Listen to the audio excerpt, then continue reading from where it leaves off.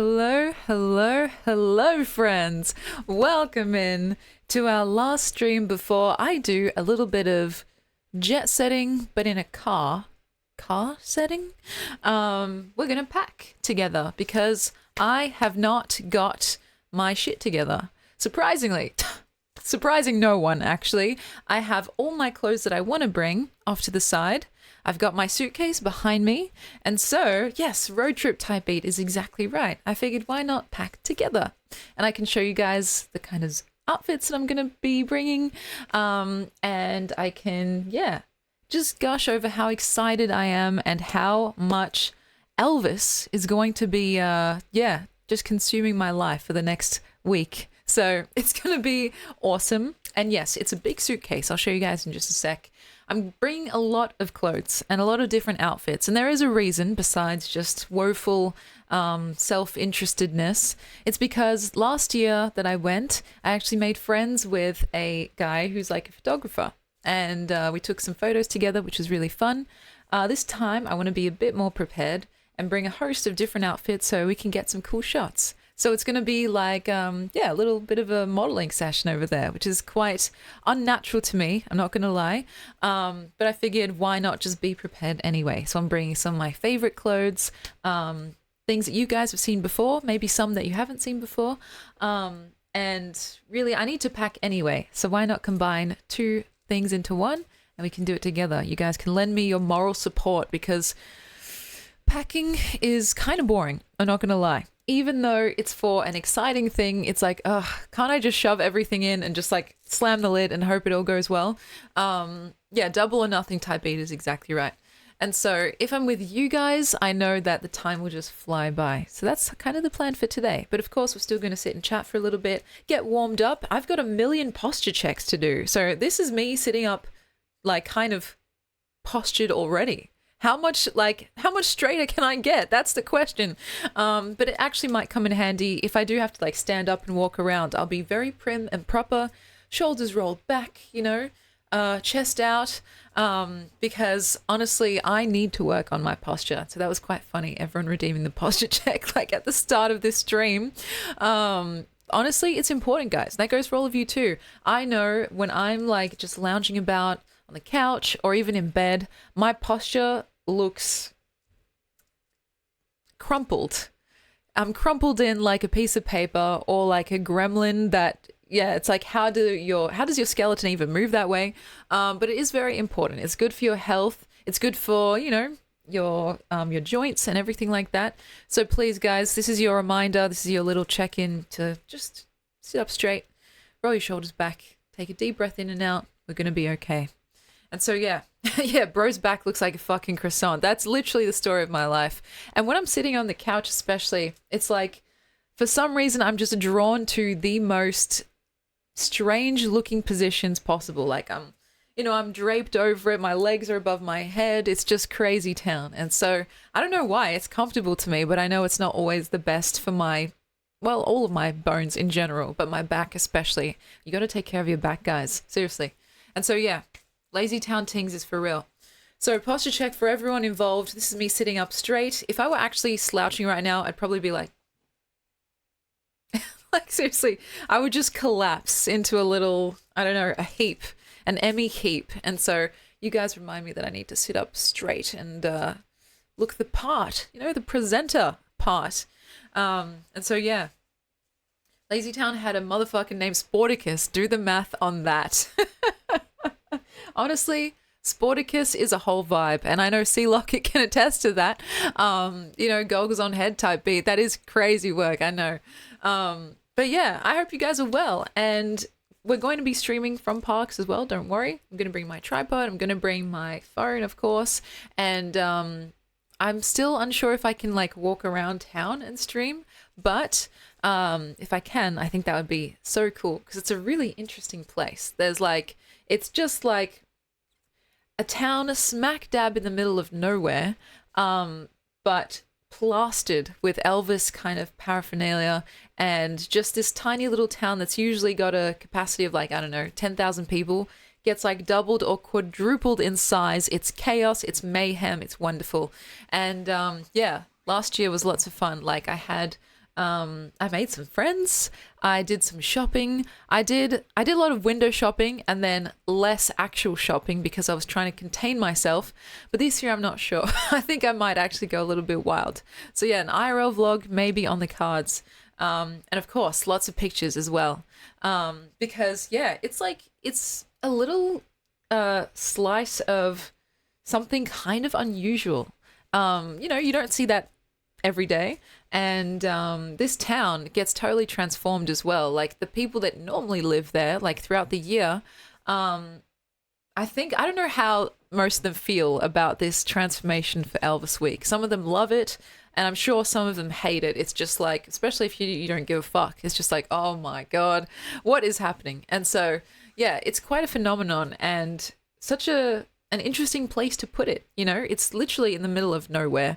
And from here, it's about an 8-hour drive. Of course, you can't do that in one go, so we're going to take stops. And we'll probably get there in roughly 10 hours. So yeah, it's going to be interesting and definitely something you wouldn't expect from Australia. It's weird because like when you think of Elvis, you think of like Tupelo, of course, like where he was born and grew up, or you think of Vegas, like where he did his residency, or just like the America in general, right? The US in general. And so it's kind of like a bit of an interesting, I didn't know that was a thing. And to put it in such a rural town as well, a rural town is like, it's kind of cool. And so, yeah, it's something that I'm so excited for. I've already booked in a couple of shows. And when I tell you, oh my gosh, these shows, they don't mess around. Because like the tickets are like $70 per person. So I'm like, damn, is this the real guy? So anyway, it's going to be lots of fun and I can't wait to share it with you guys. I'm actually leaving from my place tomorrow at 4 a.m. So yeah, we might be pulling an all-nighter. I'm not sure. We'll see, because I want to be as well rested as possible, but that's hard because my sleep schedule recently, from the wise words of my auntie, has been cactus, which is like completely chaotic and all over the place.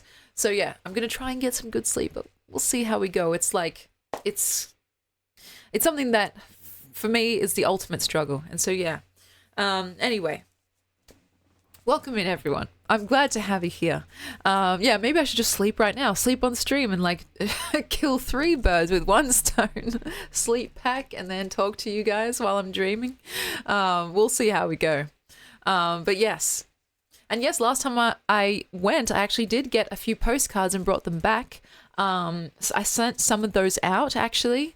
And I kept, I think, maybe 1 for myself because, of course, I had to keep 1. But I collected a couple because there were a few different designs. I think I collected like 4 or 5, if I'm not mistaken. And I sent those out with like the poetry winners and stuff like that over the past year. And so that was like lots of fun. I'll see if I can snag a couple more again this year. But yeah. Volster, thank you for the 3-stream streak. The 3-stream streak. Try saying that. 3-stream streak 3 times fast. I appreciate you, my friend. And whether I'm what's the word? An entertaining or annoying figure in your life, I will take that with deep appreciation. Because, I love being here. And we're back on that, hopefully, daily grind. Hopefully. Because, yeah, it's like, it's one of those things that I want to start doing more regularly, more frequently, more consistently. And, it's like, it's so funny to me because obviously my dream, right, is to do this full time. And now I'm doing that, right? But it's like, you can't be a streamer if you don't stream, if you don't fucking actually stream.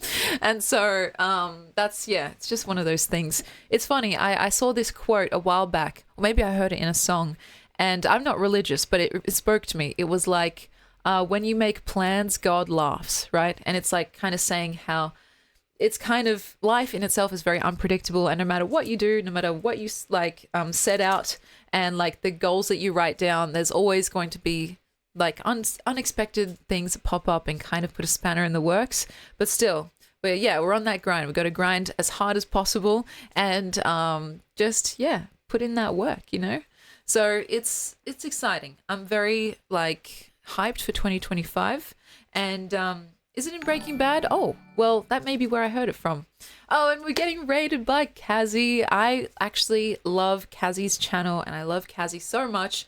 I didn't get to stay very long when I raided in last time, but it's always a very chill place to hang out, and it doesn't hurt that he's quite easy on the eyes.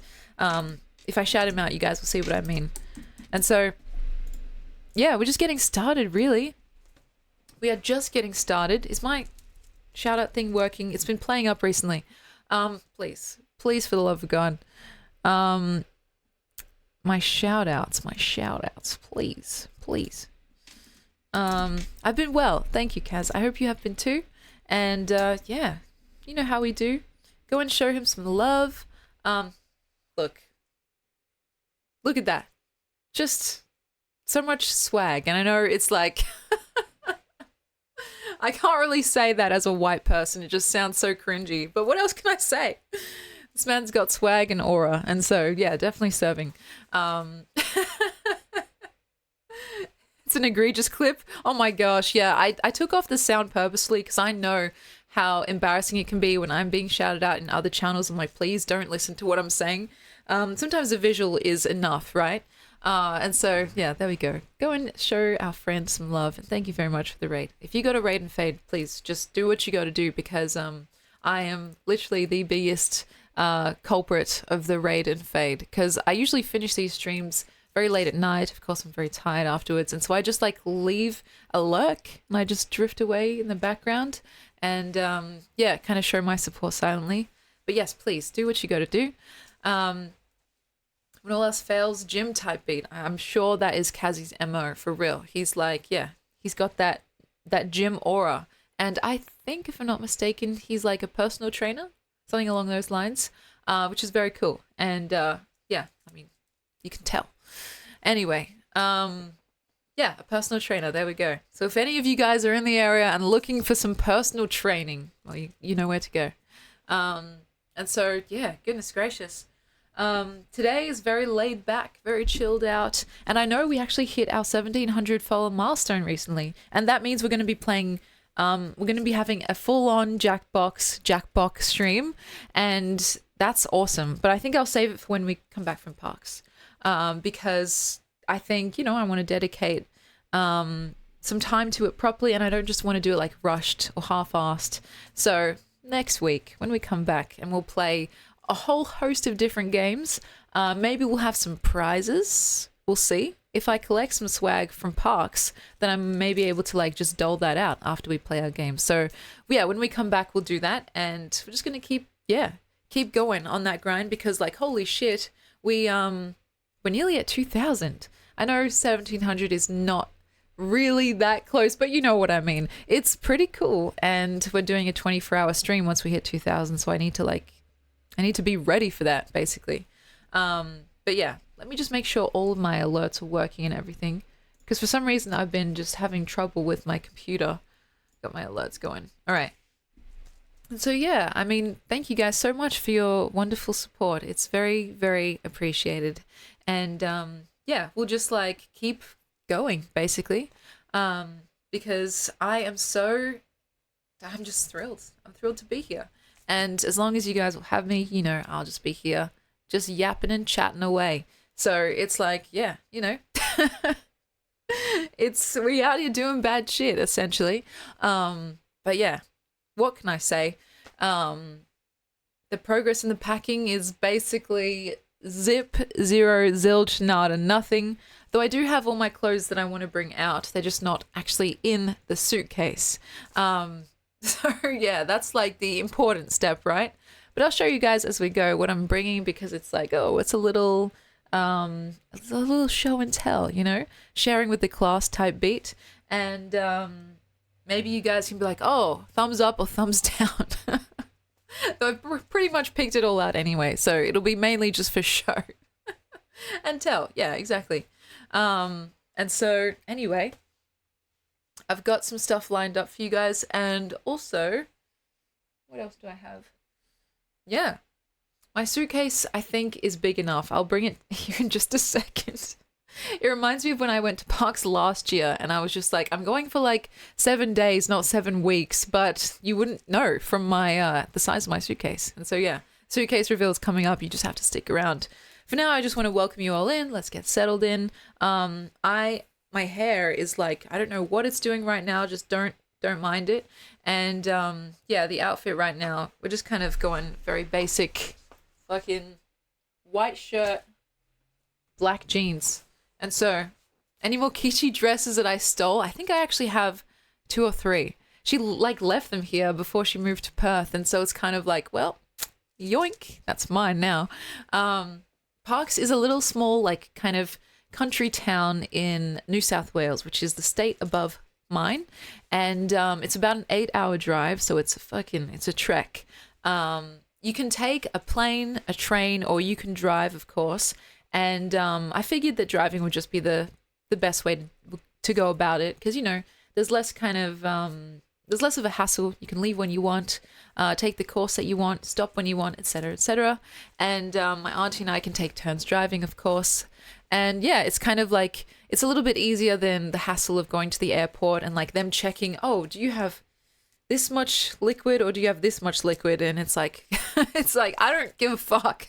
Anyway, yeah, it's going to be like a cute little road trip. So I might take some photos as we go, like at the stops and all that stuff.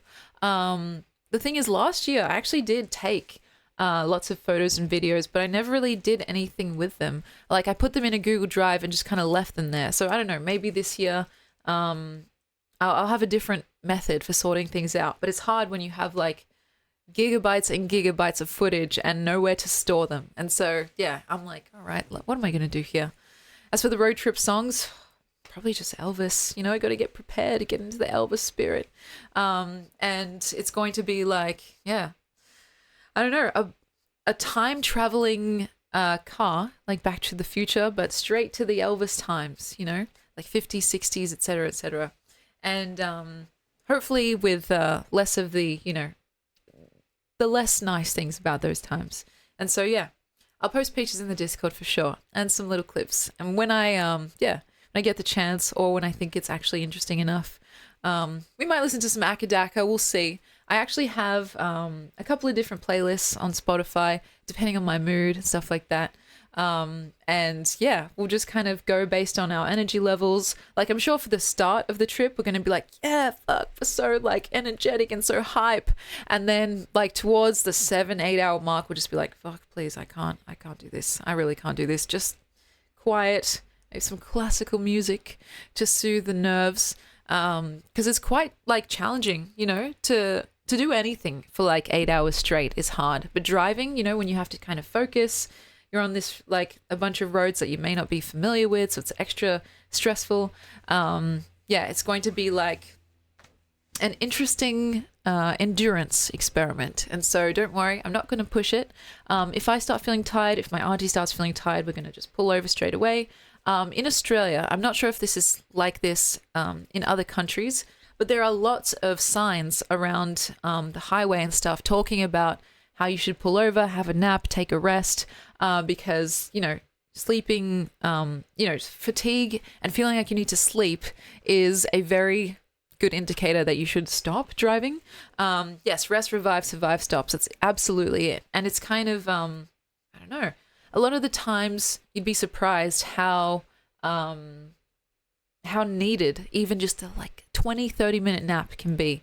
And a lot of people who are on those long driving routes, I think if they're employed, sometimes they can't actually afford, or they're not actually allowed to take a break. But still, it's like that is, your life is way more important than the lives of those around you on the road. So we're going to make sure we take it as, most chill as possible. And yeah, some of them do have some nice little lookouts and stuff, nice campgrounds, like picnic areas. So we're not going to be in a rush or anything, especially because like check-in is like in the afternoon. We're just going to leave early so we can kind of, beat some of the traffic and get there by decent enough times. We can unpack and like have a look around and everything. Yeah, the power nap, that's right. We don't want to be like Mr. Bean, trying to just like stay awake by any means necessary. So we're going to parks. Should I have like a little what's the word? Little thingy like this? Just explaining it. It's an Elvis festival, week-long festival, which sounds crazy. I know, it's as crazy as it sounds. Actually, Parks Festival. Here's a website that you guys can check out. And the theme is Easy Come, Easy Go, which is like a movie that Elvis did, but I haven't seen the movie, so I feel like I should. And also this year, I don't actually have a poem for the poetry thingy that I actually participated in last year, but that's okay. I think, you know, I'm happy just to sit and enjoy this time as opposed to actually being involved. That was nerve-wracking enough, and I basically only did it because it was part of our deal. And so this time I get to have a stress-free experience. Yeah, just enjoy the ride. Easy come, easy go. So yeah, that's that'll be very interesting. I'll show you guys what the website looks like. Here, see, look at Elvis in his fucking deep sea diving outfit. I don't know what that's about. It says here 10 hours to go. So I'm leaving 7, 8, 9, 10, 11, 12. I'm leaving in like 7 hours. So that's interesting. I need to have my own countdown here. Lots of cool things going on. These are some of the Elvis tribute artists, which I actually met. I think I met Cody, the first name here, last year as well. I'm not sure about the other two. They might be new this year. So yeah, lots of cool stuff going on, New South Wales. And yeah, very demure. That's right, very demure. So Parks is like, do they have a map here? Let's see, because if I go onto Google Maps, it will dox me. Oh, here's a map. This is a map of the town, but if you zoom out, like this is Melbourne, like down here, right? I don't know, I can't really put a pin. But see where it says Melbourne? It's like going from here all the way up, crossing the state border over here. Yeah, it's quite far and very far away from the coast. So I'm not sure how up to date you guys are with your Australia law. But most people that live here live around the coast because it's just unbearably hot, and you know, also quite underserviced towards the middle of the country. That being said, for a school camp and stuff, I actually remember going to the middle of Australia to see Uluru. You know, the kind of big, internationally known rock in the Northern Territory, and it was gorgeous. It's like one of my favorite traveling like experiences in my whole life. It was gorgeous, gorgeous, gorgeous, and yeah, quite a very like underserviced place, like I was saying. But it also has its upsides as well because like in some of these places, like in the middle of Australia, there are so few buildings and so few there's so much less light pollution that you can look up in the sky, and I actually experienced this, and you can see the entire Milky Way galaxy. Like, it's beautiful, and you can just see a sky full of stars. It's like amazing. And so, yeah, basically in the middle of Australia, it's functionally desert, right? It's hot as fuck during the day and cold as fuck during the night. And when I mean like 40 degrees to like minus like sub-zero degrees, and so the range is quite big, but it's a beautiful place. And if I could pick anywhere to go again, like in Australia, it would probably be to like Uluru, somewhere like that. And I've been to basically every other state, I believe. Yeah, I've been to Tasmania, of course I live in Victoria, I've been to New South Wales, Queensland, South Australia, NT, and Western Australia because my sister lives there now. So out of all the places I've been, that was simultaneously the most challenging, but also the most beautiful, for sure. And so, yeah, but I'm not going there this time. I'm going to New South Wales. See that big star on the map? That's our wonderful town of Parks. And yeah, it's like this tiny town, literally far away from everything else. The capital city of this state, Sydney, is like all the way over here. Like, where is it? I have to zoom out so much. So here's Sydney. It's on the coast, of course. And then to actually get from Sydney to Parks, it's like 3 or so hours. So it's like from the main city, it's so far away, let alone from another state. And so, yeah, it's going to be interesting. I had a fun time with the last trip, but still, oh gosh, sometimes you forget, right? It is very far out. The stars in Parks are also, they're a little bit more visible than in like the kind of big city areas like Sydney or Melbourne, but still, because it is a town, there's still lights and stuff, and so you can't see as many stars as in like the Northern Territory in Uluru, for example. And if you guys want to see what Uluru looks like, here, my fun fact that I can never forget is that this rock is actually taller than the Eiffel Tower, which sounds crazy, but it's because there's nothing around for like a frame of reference, right? And so it just looks like, you know, a rock, but it's so freaking tall. It's like massive. And of course there is that very debated question on whether or not to climb it, etc., etc. I won't get into that. But I just know that when I went with my kind of school trip, we did not climb it. And that was for multiple reasons. But yeah, there was a big argument, you know. Half of the class wanted to climb it, half of the class didn't want to. Ultimately, the weather conditions made the choice for us. But, you know, kind of politically, I think that the actual people that live there and like the First Nations people don't like it when like tourists climb the rock, because it's like meant to be a kind of sacred tradition that like the men from the tribes do for their own purposes. And so, especially because, you know, the tourists themselves, a lot of the times they would go up there and like litter, and they would just kind of destroy the environment, which is like, dude, why? You know, if you're gonna like do something like that, at least be respectful. And so there was like this kind of back and forth debate over whether or not it was okay. There were like shirts actually of 2 different camps, like people saying I climbed Uluru, and another shirt saying I didn't climb Uluru. And so it's like, yeah, it's a very interesting dynamic, but you can see here just how majestic it looks. And those little specks down there, if I can zoom in, those are, I think they're cars, which is crazy, right? Yeah, absolutely. Always take your trash out, no matter where you are, guys. Like, seriously, no one likes a litter bug. And I've wanted to do this thing, and I have done this occasionally, but I always seem to forget whenever I go to a park, or like, you know, whenever I go for a hike. I always plan to bring like a plastic bag just to pick up any rubbish that I see.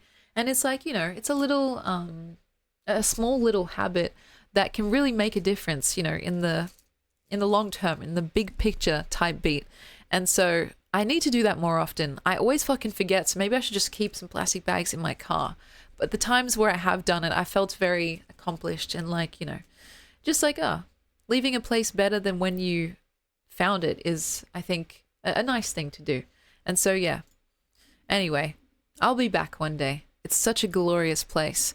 And, yeah, really like, it kind of like camping mode, you know, which is something that I'm not that familiar with because I'm a little bit of a princess for the most part. But I actually like slept in a tent, in a sleeping bag, you know, on the ground, listening to wolves howling in the distance or whatever the fuck it was, probably a dingo or something, and just being kind of scared, right? And so, yeah, it's like, it's lots of fun. There's tours and stuff you can do as well. But anyway, so this is the itinerary, you know, for tomorrow, starting at 4 a.m. Going to be driving out and probably taking one of these main roads, probably like the M31 or something. You can see here there's a couple of main, what we call arterial roads. And yeah, they tend to be pretty decently maintained, you know, for the most part. I don't want to be too, what's the word, definitive about that, because there certainly are some roads that are like fucking dangerous as hell. Like those really in the middle of nowhere kinds of roads where it's just like one lane that way, one lane this way, and you're both going like 110 kilometers an hour, and it's like scary. It's scary to see these big trucks like just zooming past you. But you know, it's all right. Driving can be scary. I agree.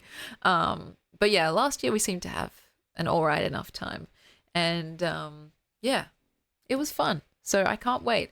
Road trip. I think my grandma, actually, yes, the grandma that you guys know, is also going to be making us some snacks, which I'm very appreciative of. She didn't have to do that, and I think I'm also going to be just bringing some snacks that I have here. Probably like my dried apricots, because you guys know I'm a dried apricot girly, and maybe some like chips or something. I'm going to make sure that any food that I have either in the pantry or in the fridge is not due to expire by the time I get back, if that makes sense. So like either eating everything or just like disposing of it, giving it to friends or family, stuff like that. I actually just hard boiled a bunch of eggs because, well, I wanted to take them as well. But also I just figured they're going to expire by the 9th. I get back on the 13th or so. And so might as well just like use them up. And yeah, just kind of like getting everything prepared. It's like a fun little task to make sure that you've got everything. I've like got a list of what I need: sunglasses, sunscreen, hat. Where's my hat? I'll show you guys. I swear it was just here. Ta-da! Ooh la la! And it's like, it looks a bit like Amish because it's only got the front half that's got a brim. Ta-da! Yes. I am the detective. Serving, it's giving detective, I don't know. And so, yeah, just making sure that I'm not forgetting anything relevant, medications, toiletries, etc. And of course, my multitude of clothes that I can't decide. Like, I want to take everything. I wish I could take this whole room with me. But I have to just make sure that I can fit it into a relatively big suitcase, which I can show you guys now. So I'll bring it over. And I might put it on this chair while I'm packing. We'll see. So here it is. This should be big enough, right? I've already got some of my meds in there. Zip it up so they don't fall out. This should be big enough. Goodness gracious.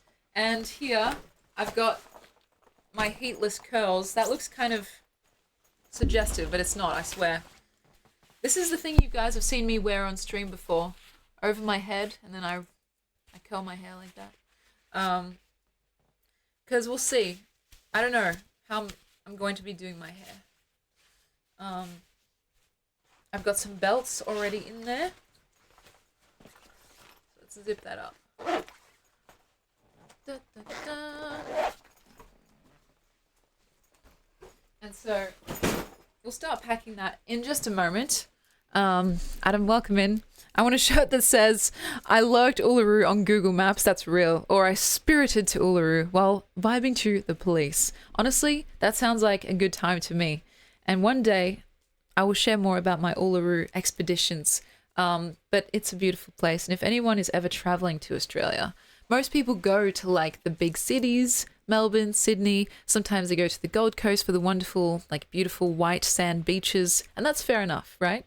But, you know, if you want a little bit of something different, a little something different, if you want a bit of a camping experience, then that's the place to go, seriously. And trust me, I know it can be a little bit dicey because, you know, it's a poor area. Not specifically that, like Uluru area, because it's quite touristy, and so it gets a lot of, it's like tourist funded essentially, but the areas and towns around that and the Northern Territory in general is a very kind of, yeah, it's an underserviced area, which is, you know, unfortunate because it's such a beautiful place. But yeah, there's kind of like, there's a higher crime rate there. There's like higher levels of homelessness, etc., which is awful. And so it does help, I would imagine, to like, if you go there, just like support the local businesses and stuff like that. There's wonderful artworks and just like incredible creations from like the First Nations people that live there and stuff like that. I have a couple of those things that I bought while on camp, and I think I gave some to my mum. It's like a bookmark. There's like this little wood carving of like a lizard that I think I have somewhere here now. I can't remember exactly where he's gone off to. But it's like really beautiful artworks. And so, if you're kind of looking for something different to the standard big city experience, yeah, that's where I would suggest. It's just a wonderful place, rich in history, and it's like, especially if you like the outdoors, if you like camping, etc. There's some rock formations and stuff that will literally blow your socks right off. It's like, wow. And I'm like usually the kind of person that's very much in the glamping camp. You know what I mean? No pun intended. Like I know, and it's not something I'm particularly proud of. It's just something that's turned out that way. I can be a bit princessy and a little bit like, I don't know, particular in the sense that I need the right temperature, the right environment, the right level of darkness, the right level of quiet, to relax or to be able to sleep or to feel comfortable in general. But when it comes to stuff like that, it's just like the complete and utter beauty of the place, and just the awe overshadows any of the more sensory things that would usually make me feel uncomfortable. Does that make sense? Like, I don't know what it is. Sometimes I just feel antsy about something. Definitely in the glamp, that's right. But for that place in particular, I felt like I didn't even think about any of the other stuff. Like if there were mosquitoes on me, like if I were too cold or like, hungry or whatever. Those feelings didn't really last long anyway. But like for this explanation purpose, usually that is enough to make me distracted and want to leave, because again, just being particular in general. But when you're faced with such a beautiful environment, just so utterly jaw-dropping, it makes you forget everything else and like any kind of bodily discomfort. And so, yeah, I don't know if that's a good enough kind of sell on that place, but it's something that stuck with me forever since I've been. And I went in like year 11 of high school. So, yeah. Anyway, one of my dreams one day is to just rent a caravan and just go around Australia. But that's for another time, maybe after I visit Graceland in the US. So, yeah, that feeling probably comes from like the experience that I had with my friends and of course my teachers back then in high school. But I think even if I went on my own, I would still feel the exact same way because it was just such a wonderful environment in general, And of course it helps that I know I said it was hot as fuck in the day and like cold as fuck at night, but if you're into that kind of like more desert type environment, because like, I don't know, maybe it's because I'm half Egyptian, half Greek, but that really spoke to me. Like I love the hot weather. And even if I start complaining once it gets too hot, there's a sweet spot right in the middle where it's just like utter bliss. Where you could just wear like a t-shirt or like a singlet out in public and you don't feel cold. It's so good. Cleopatra ass build is hilarious. Honestly, I don't know, maybe there's something to that. It's funny because like I know I am particular. I can be. And I'm trying to get like just more comfortable in general with being uncomfortable, as silly as that sounds. Because, as part of my New Year's resolution, let's put it that way, sometimes there are things that you miss out on if you're being held back by wanting to always be 100% comfortable, like wanting to always feel the right temperature or like not socially anxious type beat. And so, actually I can talk to you guys also about the party that I went to and how I had so much fun, even though there was way more people there than I was expecting. And like, it made me feel a little bit uncomfortable, but I ended up having such a wonderful like time that it was like, well, what was I even worried about in the first place? And so, it's kind of that thing that I want to do more of this year, as in just letting myself go for things that maybe I wouldn't normally go for, or try out things that would kind of scare me, and yeah, it's a work in progress, like most things, but I think it's important, and so that's why I'm putting some more energy towards it. Yeah, let yourself live. That's a beautiful way to put it. And so, yeah, I'm not going to turn into a masochist anytime soon or completely betray my, inner princess nature. Don't worry. Look at the fucking room behind me. Of course not. But I think like all things, a nice little balance, is what we're looking for. And so, yeah, I'll keep you guys updated. But yeah, it's like, it's one of those things. And it might seem obvious to other people, like, oh, just go outside your comfort zone, do things that might be scary, and just like, yeah, no matter what happens, it's an experience. Um, but I don't know. It's sometimes easier said than done, and that's why it's a little baby step by step process. And so, yeah, maybe if you guys are feeling similarly, we can like approach this together for 2025 as we all thrive together. And so, yeah, it's gonna be interesting. Oh goodness gracious me! That also includes, mind you, some of the outfits that I have, not just here but also on this side, that I've been too maybe shy to wear out in public or shy to wear in front of the camera here with you guys. And it's a shame, you know, because I have so many beautiful, like honestly, archival, in my eyes, like pieces in my wardrobe. And I've, you know, it's high time, I think, they got a bit of the spotlight. You know, just like for instance, if I pick out something random here, like this dress is like so funky and fresh, and I think you guys may have seen a photo of me wearing this when I was on my cruise. But it's just like, I don't know. It's just usually I say to myself, oh, I don't really have an occasion to dress up, but you can make your own occasion in my eyes. And so yeah, maybe this will be the first thing I put away. Where's my suitcase? Let's see if I can do this with you guys. Like, where can I put my suitcase? Where can I put my suitcase, guys? Oh fuck. I don't know.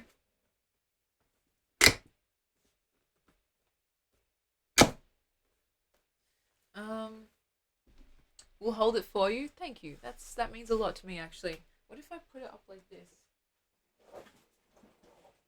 Like, would this work?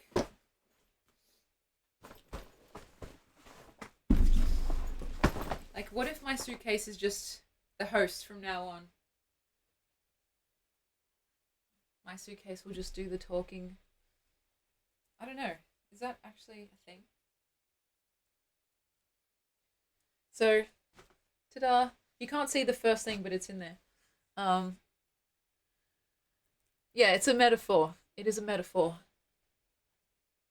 What else do I have? I've got some really nice dresses that I'm bringing. Which have either been stolen by me from my sister or have been very nicely gifted to me. So, like this one, which is so cute. With a little belt. I've already got a few of my belts tucked in here as well. You guys can hear me, right? Just move this around. It's got like kind of puffy princess sleeves. Colorful, summery, because it gets hot over there. Oh gosh, I don't think everything's gonna fit in here. That's gonna be interesting. I've also got this dress, which is very ethereal. It needs a slip underneath because it's white and quite see-through. The slip is also on the couch, but this is kind of what it looks like. You guys have seen me wear this a few times. And also with the belt.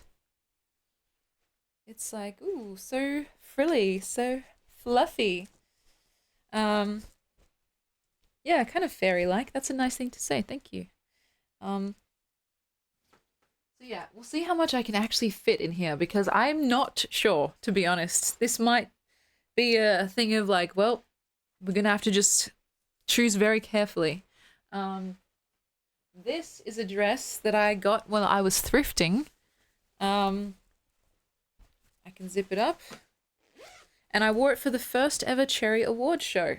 So it's like very 50s inspired and ties around the neck there with a petticoat underneath. So pretty. Miss Redcastle, welcome in. You're going to be in Melbourne next month. Oh, that's wonderful. Friend of the stream. Maybe you'll be my co-host. And so, yeah. Bro's going to drive there and doesn't have to concern herself with baggage load limits, only to fill it with fabric weighing 6 kilos packed. Yeah, for real. Honestly, I will weigh this after I fill it up and we'll see how much it is total because last time I went, I can't remember how much it was, but it was quite hefty. So, goodness gracious. Yeah, so this is like one of my favorite little summer dresses to wear. And also don't judge me for how I put these in. I'm not folding them professionally. I'm just kind of like shoving them in. Yeah, it'll be more than 6 kilos for real. I'm guessing like if anyone guesses the closest, I'll give you a pat on the back. I'm guessing like 20 kilos. Oh yeah, I'll bring dumbbells as well just to like, you know, get some gains while I'm at it. This is another dress I think you guys have seen me wear. I'm starting with the dresses because they're the easiest. Also goes with a belt. This is one of my sisters that she gave to me. Most of these look better with a belt because, I don't know, I think, like, even with this right now, I think, I don't know, the way I'm built, you know, I'm built different. I think a little waist definition is nice. I've just realized you guys can't see my face. What if I do this? Is this better? Oh, you guys can see me now. Hello. So like with this shirt, it's kind of loose and flowy, which is what I like because I don't know. I'm T-posing. I just like to have some free-flowing, loose clothing. But if I was trying to like dress this up a little, I would maybe pull it back a little bit or something and kind of get some definition there. Or put on like, yeah, or tuck it in, something like that. What you can do is if you're feeling extra fancy, you can undo the bottom few buttons and then tie these two things together and it kind of looks like, I don't know, working at the car wash type beat. But yeah, I'm no fashionista, so take what I say with a grain of salt. Okay. What else am I bringing? Oh yeah, you guys know this dress, which is what my mum got me for Christmas. It's the cherry dress. Polka dots galore. A like tie up top here. And it also goes with a petticoat, which I have just on the side here. The Wild West style, yeah, I love it. Pin-up ass dress is real. I quite like it. And I want to get more dresses in this style, but I think you have to get them from specialty stores because they don't really make these anymore. Or you can get like you can get them secondhand. Just gonna make sure I'm zipping this up right. So, cute. Just going to fold this up very roughly and put it in. You guys can't see it, but just imagine it. This next one is one of my favorite dresses. I've really been getting into white clothing lately because, I don't know, like you can see I'm wearing a white shirt right now. I feel like maybe it goes nicely with my color features, like my dark hair and my light eyes. I think white and black are some of my favorite colors to be wearing right now because they're so visually striking. So I've worn this a few times on stream. I don't know if you guys can tell. It also has it's short-ish and has a tie-up like thing here around the back. So you don't really need a belt. It's kind of like a built-in belt. Built-in belt. Try saying that 5 times fast. Yeah, you guys kind of get what I mean? Like, they say that everyone has kind of like a color palette to them. And actually, let me turn on the light, see if this is helpful. Is that better? You guys see me better now? Maybe? Some people look better in like earthy tones. Some people look better in like black and white. I think I'm one of the latter. What else do I got? Here's the skirt for the petticoat. It's very fluffy and it's inside out. Oh. So this goes underneath the dress to make it look more puffy. You can get them in different sizes, different puffiness ratings, and different lengths, of course. Look at that. And that's what you guys saw last time when I did the Cherry Awards as well. Do do do. It doesn't really make a sound. Can you guys hear anything? But it is very hard to pack because it's so fluffy and it's like it just takes up all the room in the suitcase. So I don't know what to do with it. Maybe I'll just keep it outside the suitcase because look at this. Look how big it is. It's like designed to be puffy. So it's doing what it's supposed to do. It just makes packing it a bit of a task. I'll keep it out for a bit. Now I also have a plastic bag because what I want to do is put my shoes in here. So that's not really that interesting. I'll show you guys. I got these kind of everyday heeled boots. Sorry about the plastic bag crinkling noise. I'm sorry. Here's the other one. I think these were the ones I did the shoey out of. You guys remember that? Good times. I still wear them to this day. Let's see. I've got some cute little, like, I don't know how to describe these. Wedge shoes. And the cool thing about these is that they have Velcro. So I don't have to worry about any like hard to do up straps or anything like that. Yippee! Bratz things. Oh, that's nice. They're very cute. I'm sorry that the webcam isn't showing them up that well. You can see here. Ta-da!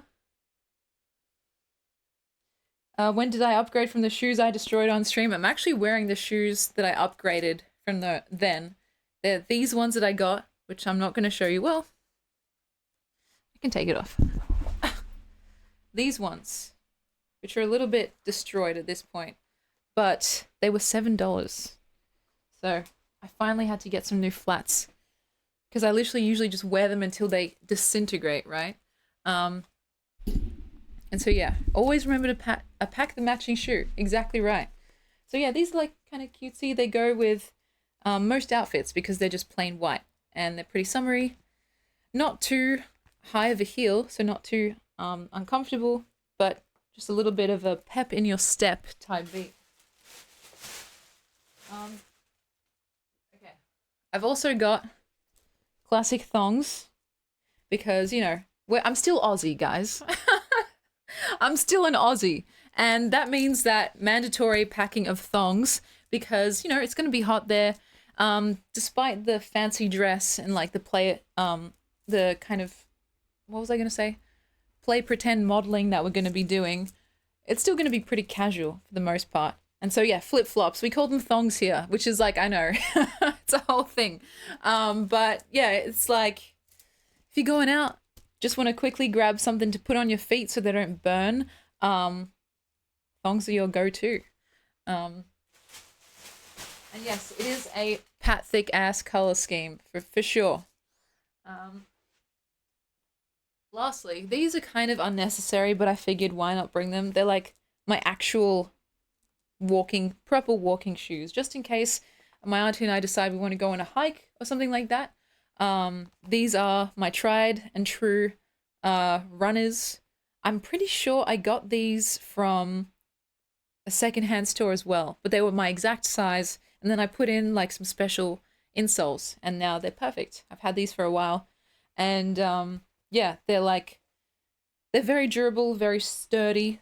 Asics, can't really go wrong. I don't know if I'll ever actually use these at parks, but just in case, like if I decide to go for a longer walk, because there's still like lots of nice little trails and stuff around. When you're just walking out and about and exploring the stores, there's a lot to see as well. So, we're at the TNs. What can I say? This is all I got. So, I have way more shoes than just that, but those are the shoes that I'll be bringing. And like the fluffy petticoat, I don't know if I'll put that in my suitcase maybe if it fits, but I can just chuck it in like the back seat of the car. You know what I mean? So we'll see. Yeah, it's S.J. Tings for real. I'm going to put these off to the side.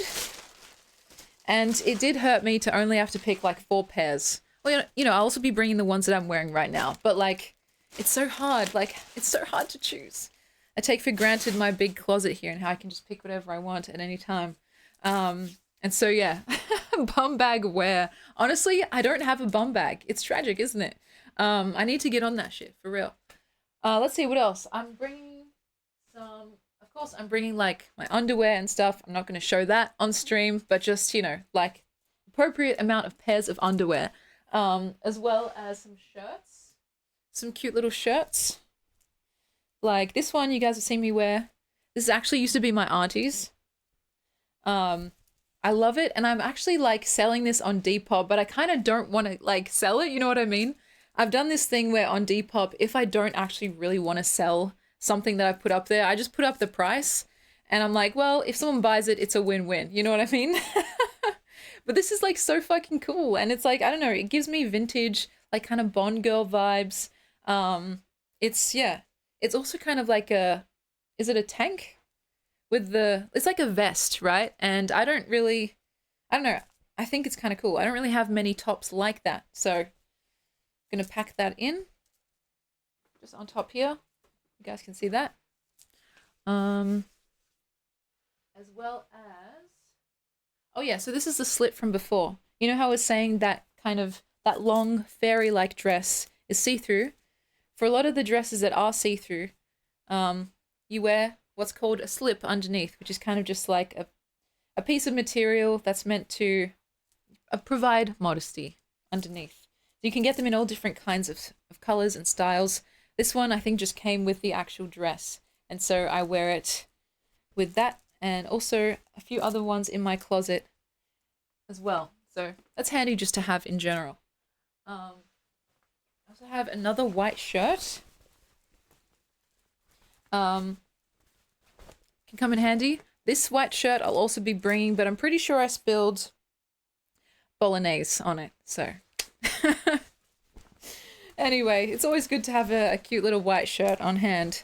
I also am bringing, if I have it here. Do I have it? I'm also bringing something I found recently in my wardrobe when I was cleaning everything out, which is like a funny little vest that I think was also my auntie's. And like, I'll show you guys what it looks like. It's like... I don't know why, but it just gives me like office siren vibes. So like, it works with a white shirt as well. But it's like, it buttons in like this, you know? Let me take off this hat for a sec. And it's kind of like, buttons up right here. It's like, it feels like Professor Layton, you know? Like I'm about to solve a fucking puzzle or like a mystery. Oh, I can't even button it up, guys. There we go. Yeah, so it's like... I don't know why. I just felt like it was kind of cute. Yeah, nice to make your acquaintance. That's real. And so it's like, oh, okay. It's like a bit of a dark academia vibe. I don't know. Librarian things, for real. So, with the hat. Ta-da! I just need like a pipe or something, you know? I don't know, does it look better tucked in, like the shirt? Or, so you can see the actual silhouette here? I don't know. Ta-da! It's like, yes, pleased to meet your acquaintance. I just need a pair of like thick glasses or something. But this used to be my auntie's as well, and now it's mine. Cute, huh? I don't know where this will be appropriate to wear at parks. But, oh yeah, it's kind of gangster vibes. I just need like a pinstriped pair of pants. Oh, these are kind of pinstriped. Anyway, I found this and I was like, wow, I've never worn this, but it's like, it's kind of cool. It's kind of giving. And so, yeah, there we go. Anyway, that's, if I do end up wearing it, it'll probably be with the white shirt. either this one or that one. Maybe this one to cover up the bolognese stain. Um, Very dashing. Thank you very much. So, yeah, my auntie has a lot of cool, like, wardrobe pieces. And I'm very grateful that she gave some to me, you know? I've also got a couple of just, like, smaller shirts. This is a bit more clubby. This is see-through, so you have to wear something underneath it, either, like, a tank top, or if you just want to go, you know, more risque, you can just wear a bra. But it's, like, you can see, you know, you can see my hand through it. So it's very small. It's like a little crop top, but it's good for the weather because it gets really hot there. So I don't know. There are clubs there. I'm not really a clubbing person, but it's cool to have. I've also got this pair of pants. Oh, Space, thank you very much for subscribing. I appreciate that.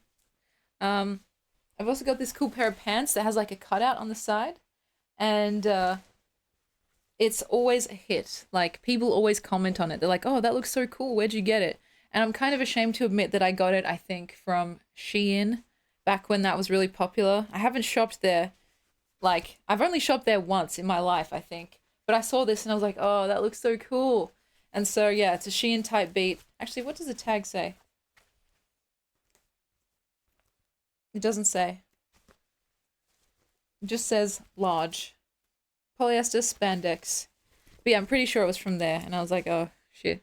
Anyway, it's cool. And people always, like, comment on it. So it's like a statement piece. It goes well with that little top that we just saw before. Very clubby. You can see there. It's held together by a couple of straps and that little piece there. Statement station for real.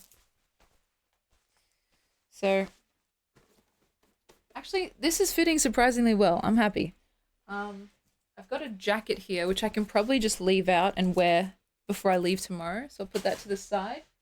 I've got a casual top. Maybe I'll use this as PJs.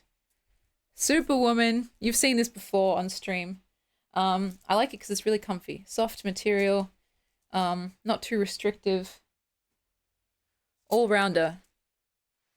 Then this little top, which is good for the hot weather as well. It's got like some frills on the front. Wait, sorry about the flashbang, guys. Come on now. You see that?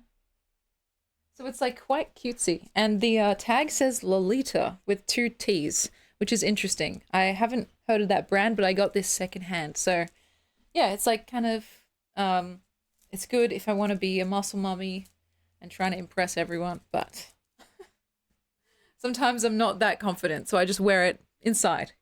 I've also got like this pair of really casual kind of, how do I describe this? I was going to say harem pants, but they're not harem pants. They're kind of like, I don't know, just casual lounging pants, and they go really well with a bunch of different outfits because they're kind of high-waisted, they're black, which goes with lots of different things, and they're super comfortable, super, like, airy. So I tend to just pack these wherever I go, either for PJs or for, like, some kind of casual look. I've also got this shirt / jumper, which you guys have seen plenty times. It has shrunk in the wash, but it's still quite bulky, so I'm still going to put him in anyway. And that kind of marks all of the outfits that I had prepared to bring. But I've still got more in my closet, so maybe I'll bring, I don't know, should I bring anything else, guys? What do you think? Am I missing anything? Of course, I've got, like, the other stuff, toiletries, like, makeup, undergarments and stuff off to the side, which I'll put in after. But, like, as for main outfits, I don't know. It's definitely more than enough for the 6 or so days that I'll be there. But in terms of, like, model stuff, photography stuff, I don't know. What else? I've got some socks here that I'll just put in. Over here.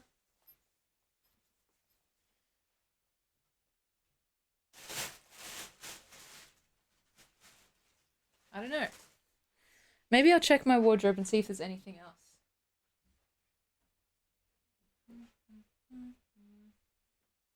The problem is I have too much cool stuff. Got way too much cool stuff. This is the packing so far. It doesn't actually look too bad. Put it here. And let's take a seat for a sec. Too much swag. I was wondering why my clothes shrunk so much. I switched the dry to lower heat and using warm water helped instead of hot. It still shrunk a little, but not really noticeable. Yeah, I've like experienced so much shrinkage, guys. It's not even funny. And I was like, is it me? Am I getting bigger? And maybe like some of column A, some of column B. But damn, god damn. Oh yes, pairs of pants, Cody, you're absolutely right. I have a couple of pieces of clothing in the dryer right now, which is funny because that reminds me of a meme where it's like, I love when you get your clothes out of the dryer and it's like, yes, all my A-list clothes are back in the round, you know? And so I'm going to get a couple of pairs of jeans, I think. I'm also wearing a pair of jeans that I'll be bringing tomorrow anyway. And I think a couple of shirts as well that are still in the wash. So yeah, the A-list clothes are coming back into circulation. And so, yes, because I need... It might actually rain. It's hot there, but it's raining today, I believe. So yeah, these lined jeans, they've served me well. You can see down that way.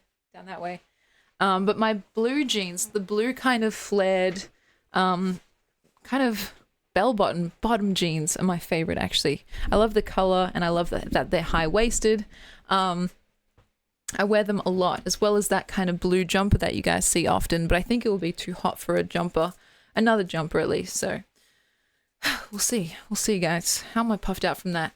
But yeah, having the opposite problem, I think that's kind of a good thing though, if your clothes are getting bigger. It's like, oh, okay, I'm getting a bit trimmer. But yeah, I've been noticing that some of my clothes have been shrinking, and that was not comforting. But yeah, your top part looks like classy girl and your bottom part looks like you ran from the Russian ghetto. Is it the jeans? Oh wait, yeah, it's kind of the wait, there's a word for it. It's like the Slavic esche meme, but I can't remember what it's called. Shrinking, yeah. So that's, I think we've done all right so far, you know. A couple more pants. I'll pack in the rest of the stuff that I'm not showing on stream, like the undies. Yeah, maybe all those thick shakes kicking in. That's why I'm off the thick shakes. The thick shakes, guys. I'm off the thick shakes. More or less. And I'm on the... What am I on? The waters. You can always change the jeans or go full Slavic. True. I wouldn't mind going full Slavic. I don't know what it would fully look like. Maybe like a zip-up Adidas jacket. But yeah, you know, I'm happy to go that direction. I'm basically done. I just have my makeup bag here that you guys can see that I'll be bringing with me, as well as like I've got a bag of toiletries in the bathroom as well. And maybe I'll bring like, I don't know, my Remarkable just up there. We'll see. Expired or new? The answer to that is or. Because yeah, you know, a girl's got to put on her lip balm, etc., etc. I'll see if I can do a bit of writing in between all the festivities. I'll be bringing this hat. I'll be leaving most of my jewelry, oh my goodness, at home. Because I don't want to lose it, and I don't trust myself. So, I don't know, maybe the most I'll bring is like, my auntie got me this necklace, you know, like, I would not forgive myself if I left it there and we had to drive all the way back, you know? We'll see. If I bring anything, it'll be like this necklace, maybe this cute bracelet, but I won't bring too much because I'm just like, you know, I'm trying to be preventative, basically. And so, yeah, other than that, I think we're pretty much good to go, which that took way quicker than I was expecting it to. Like, I literally thought that would take all night. Holy shit. But you know what? I still need to actually go to my parents' place after this. So we'll see like how long this stream ends up being. It might be a bit shorter than usual because I still need to like do some stuff with them before I go, and just like see my brother and everything like that. My auntie's going to repaint my nails because they've grown out a little bit, and I can't be seen like that, you know? So I'll be taking care of business. Oh, that's right. I need my taking care of business shirt. I think that was also in the wash. So, yeah, I'll be just collecting some of that when it comes out of the dryer, which should be soon, actually. Bring my shoes. Yeah, pretty much got everything that I need to. Sunscreen. I'll bring a perfume. Just make sure that I'm, yeah, fully prepared. And the nice thing is, like, with deodorant and stuff like that, because I'm not going on a plane, I can just bring however much aerosols or like liquid stuff that I want to, which is, it's quite handy. Yeah, like water as well. I'll just bring as much as, you know, well, because I'll be able, well, the water there, actually. I can't remember from last year, but the thing is, like, the water around Australia, depending on where you are, can either be really good or really horrible. And I'm very lucky because here in Victoria, and specifically in the CBD, I don't live in the CBD, but I live close enough to it that it's like the water is drinkable just straight out of the tap. But that is not the case, like around Australia. It's actually quite a rare thing. Most of the like built up cities have drinkable tap water, but even Perth, you know, like the water out of the tap tastes like it's kind of got chlorine in it or something like that. And the people there are just like, yeah, we know. We just kind of like drink bottled water, or they drink from the fridge. You know how you can like get a water thing built into the fridge, but it still tastes chloriney, right? And yes, I know that's not just an Australian thing, but it's just reminding me that I'll probably need to bring extra. Because I was going to say, oh yeah, but once I get there, I can just, I don't want to buy bottles of water the whole time. So I might just, yeah, I'll see what I can do. Maybe if I have like a couple that I can fill up from here, we'll see. Houdini type beat, that's real. And so yeah, that's good actually. Thank you guys. And of course, like, yeah, toothbrush and all that stuff, toiletries, I'll pack in a separate little, it's a bag like this, but it's specifically for bathroom stuff, you know, toothbrush, toothpaste, tweezers, you know, all that kind of stuff that you might need. I tend to go a little bit extra when it comes to that sort of stuff, because I don't want to be caught slacking or lacking, you know what I mean? And I don't want to be, what's the word? I want to help someone else out if they're caught lacking or slacking. One time it happened to me where a girl came up to me and asked for like a, you know, a feminine hygiene product, and I didn't have one to give, and I felt like the worst person ever, because it's like girl code, you know what I mean?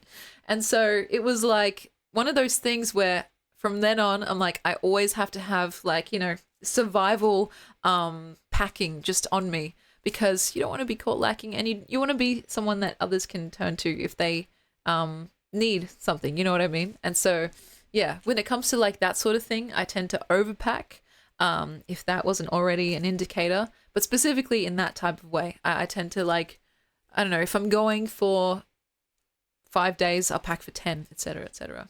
Yeah, it does feel horrible, and it was totally unexpected. Like, this was when I was still working at the hamper place, like in the warehouse.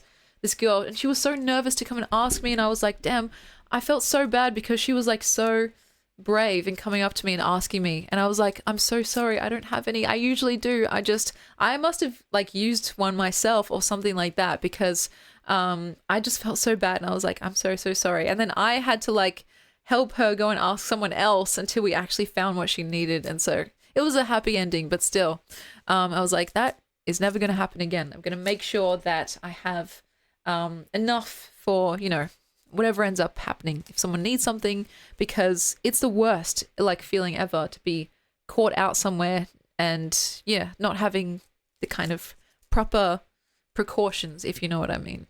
And so yeah, overpacking in that regard.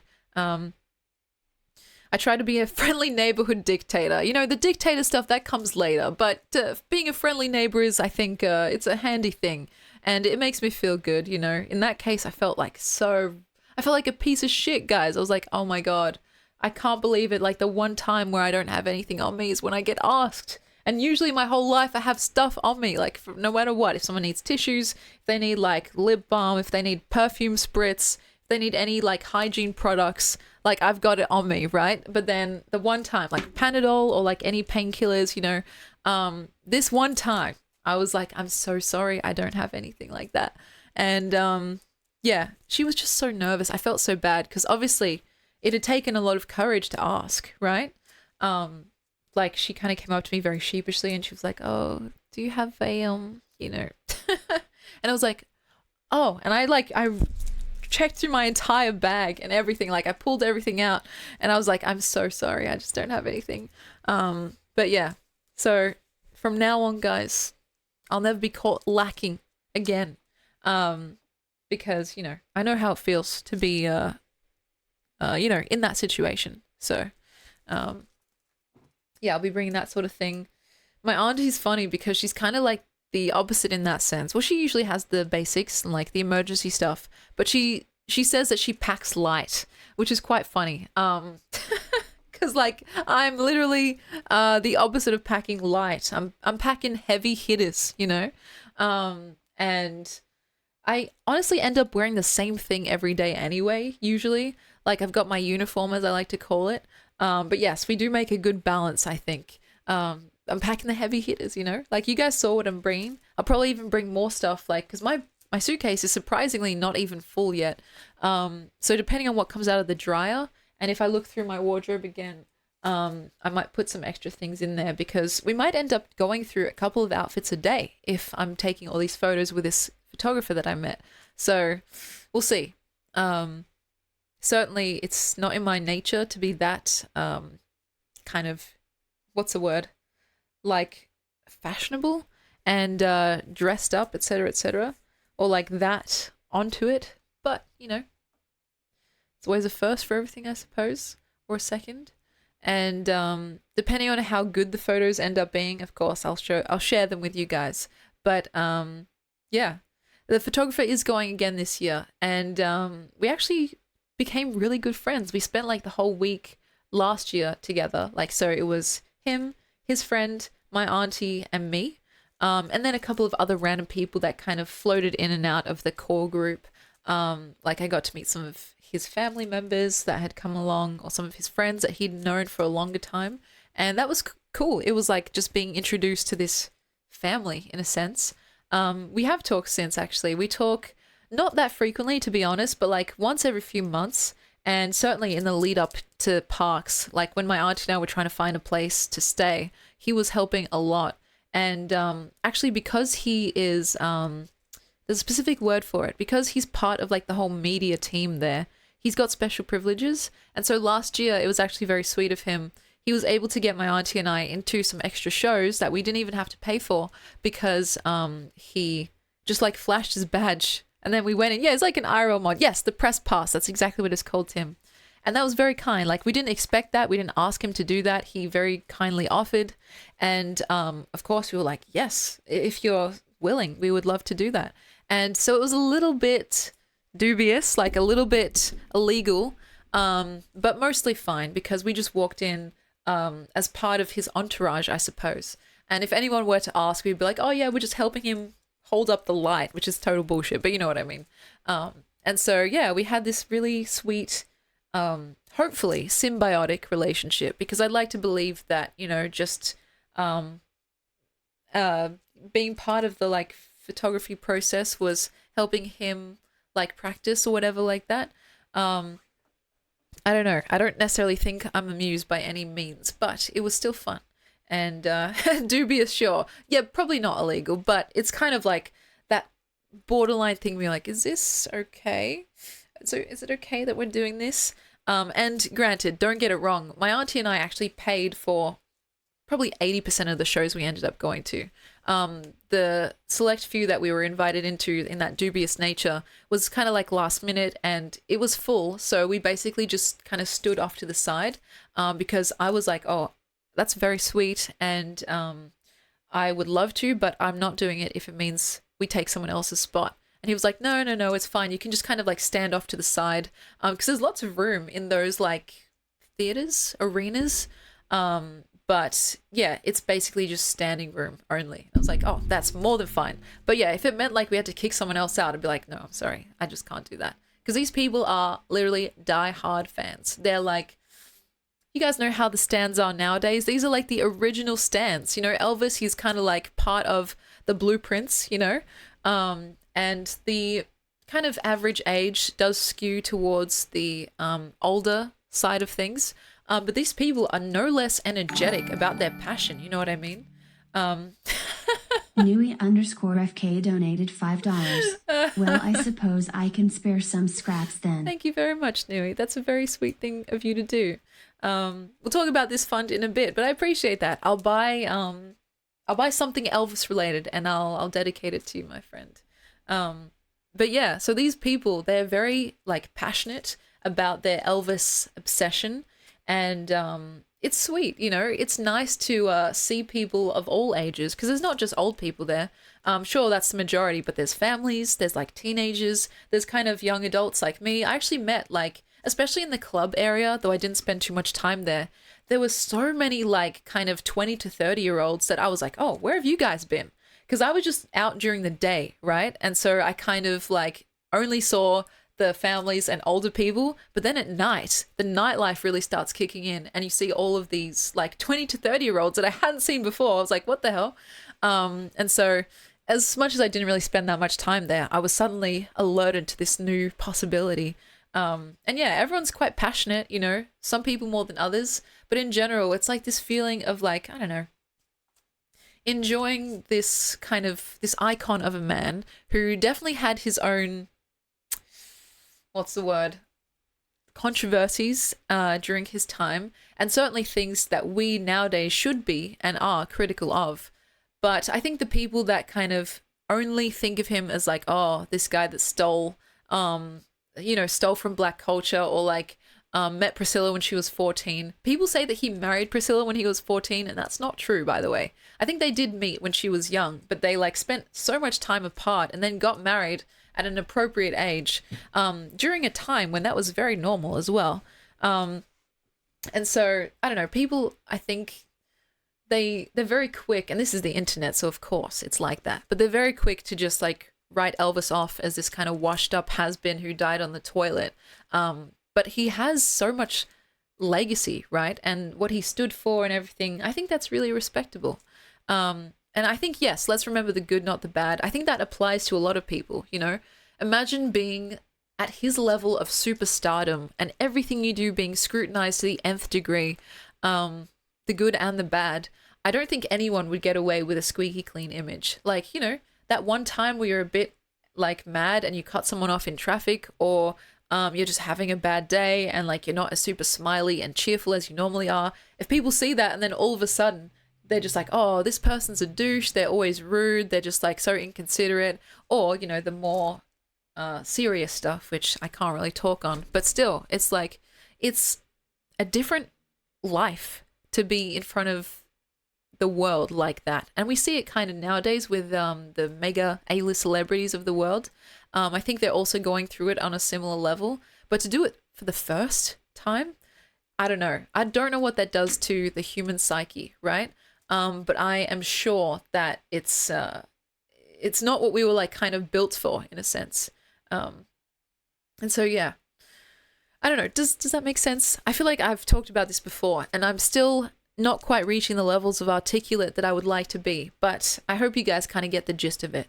And so, yeah.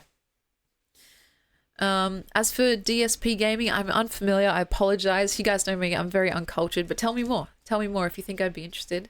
And to our first time chatter, welcome in. I also like that idea that came out of Men in Black. Elvis is not dead. He just went home. It's beautiful, right? Every time he used to finish a concert, they would say Elvis has left the building, because people would keep cheering and cheering for like an encore. They'd be like, another one, please. And then he would come out and they'd do an encore, and then he'd leave, and they do it all over again. And so finally they would have to say, Elvis has left the building, to make sure that people would just stop cheering and go home. And so in a sense, you know, Elvis, he's still around. He's just left the building. And in terms of his legacy, I mean, look around, it's everywhere. Literally, like people, artists nowadays, a lot of them have, you know, Elvis in their kind of inspiration lists, and I think that's really special in a way. Even people like Miley Cyrus, I don't know why, but that just like thought popped into my head that she has like an Elvis shrine in her home. And she like said that she always used to watch this one movie where I think the main female lead was called Miley. And so Elvis would say, "Oh, I love you, Miley." And then she'd just like be happy because she was imagining that he was saying it to her. And so, contemporary artists, he's still very much relevant considering how long ago it was that he was kind of in the public eye and, his tragic early passing. So it's kind of, I don't know, that type of longevity is quite rare. And you've only seen it a couple times in some of the other really, really great artists of the world, like, controversies aside, people like Michael Jackson, Freddie Mercury, stuff like that. People that have, yeah, they've just withstood the test of time, which is incredible, considering how, what's the word, like widespread and accessible music creation has become. Like basically anyone can become a musician now. The barrier to entry has lowered very greatly. And so it's kind of like, in a sense, the field has saturated or oversaturated quite a bit. And so the fact that he's still relevant, I think that's a pretty cool achievement. And yeah, Cody, you're absolutely right. I think Elvis helped create the music landscape be what it was, like, or what it is. Because it's like, I don't know, where would the world be without him? There's this quote, I think I've said this before. Is it Elton John? Or someone who said before Elvis, there was nothing. And it really does feel like that when it comes to music history at times, or at least modern music history. And so, yeah, it's interesting. I don't know. I think he's a very cool case study. If you're not interested in the music, just for like the psychological aspect, what happens when we turn someone from a person or a man like into a myth, a mythology, a god, a deity. And so, yeah, it's like, it boggles the mind. And I don't think I can answer it, but it's fun to think about. Yeah, where would the world be without Emmy Cherry 4? I'm not sure. I am not sure. Oh, gosh. I don't think I can even answer that, to be honest. I guess we'll have to see in maybe, 80 or so years. But yeah. Do you think Elvis felt like a myth at the time? I think he felt the alienation that just comes naturally from being suddenly a super mega celebrity. There's no way to do it without becoming alienated. Though I do think he was humble enough and modest enough to kind of not completely disengage from what it means to be a real person, like a lot of the time once you're in that position, you have two options. And I think I talked about this in a previous stream. It's like you either believe what people are saying, that yes, you are top shit and better than everyone. And so you just become this insufferable narcissist. Or you don't believe what everyone's saying and you start to feel undeserving of all the just raucous attention and praise that you get, right? Like, it's kind of hard, and both of them are a little bit negative in a sense, both of those options. All you can really do is hope to keep your head on your shoulders and just stay grounded and true to what makes you happy, what makes you feel like yourself, and do right by the people that support you, I suppose, without giving too much of yourself over to them. I think in the Elvis 2022 movie, they said that the thing that killed Elvis was his love for his audience. And that's a very romantic way to put it. I don't know if that's exactly true. I think there are about 100 plus things that killed Elvis. But he was the kind of guy that literally just poured himself fully over into his work.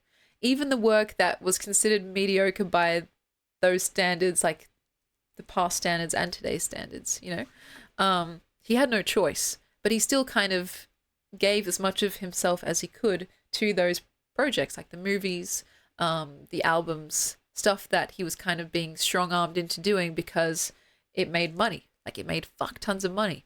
And so, yeah, I don't know. It's just a very interesting like case study, and I do think he was gone too soon. Like he died at what, like 42, which is just crazy. Like that's insane to think about. And my dad is like 66, so it's like, and that doesn't seem old to me. I joke about saying like, oh, he's an old man, but he's still like, he seems like just past middle age, and that's kind of trippy to think about. Elvis had so much of his life still ahead of him, and so it's very tragic, I think, what ended up happening. Um, and yeah, it's a very tragic tale. Um, yeah, we're still talking about Elvis. You guys will be hearing a lot about him, considering I'm going for a week to Elvis City, basically. Um, and so yeah, just on my mind, I suppose. I would have killed to like have heard an Elvis like 80s kind of style. His style was changing as he kind of evolved and as the decades passed. 70s Elvis was cool. You were just starting to hear like an 80s sound emerging, but like a full-on 80s sound, oh, that would have been fucking awesome.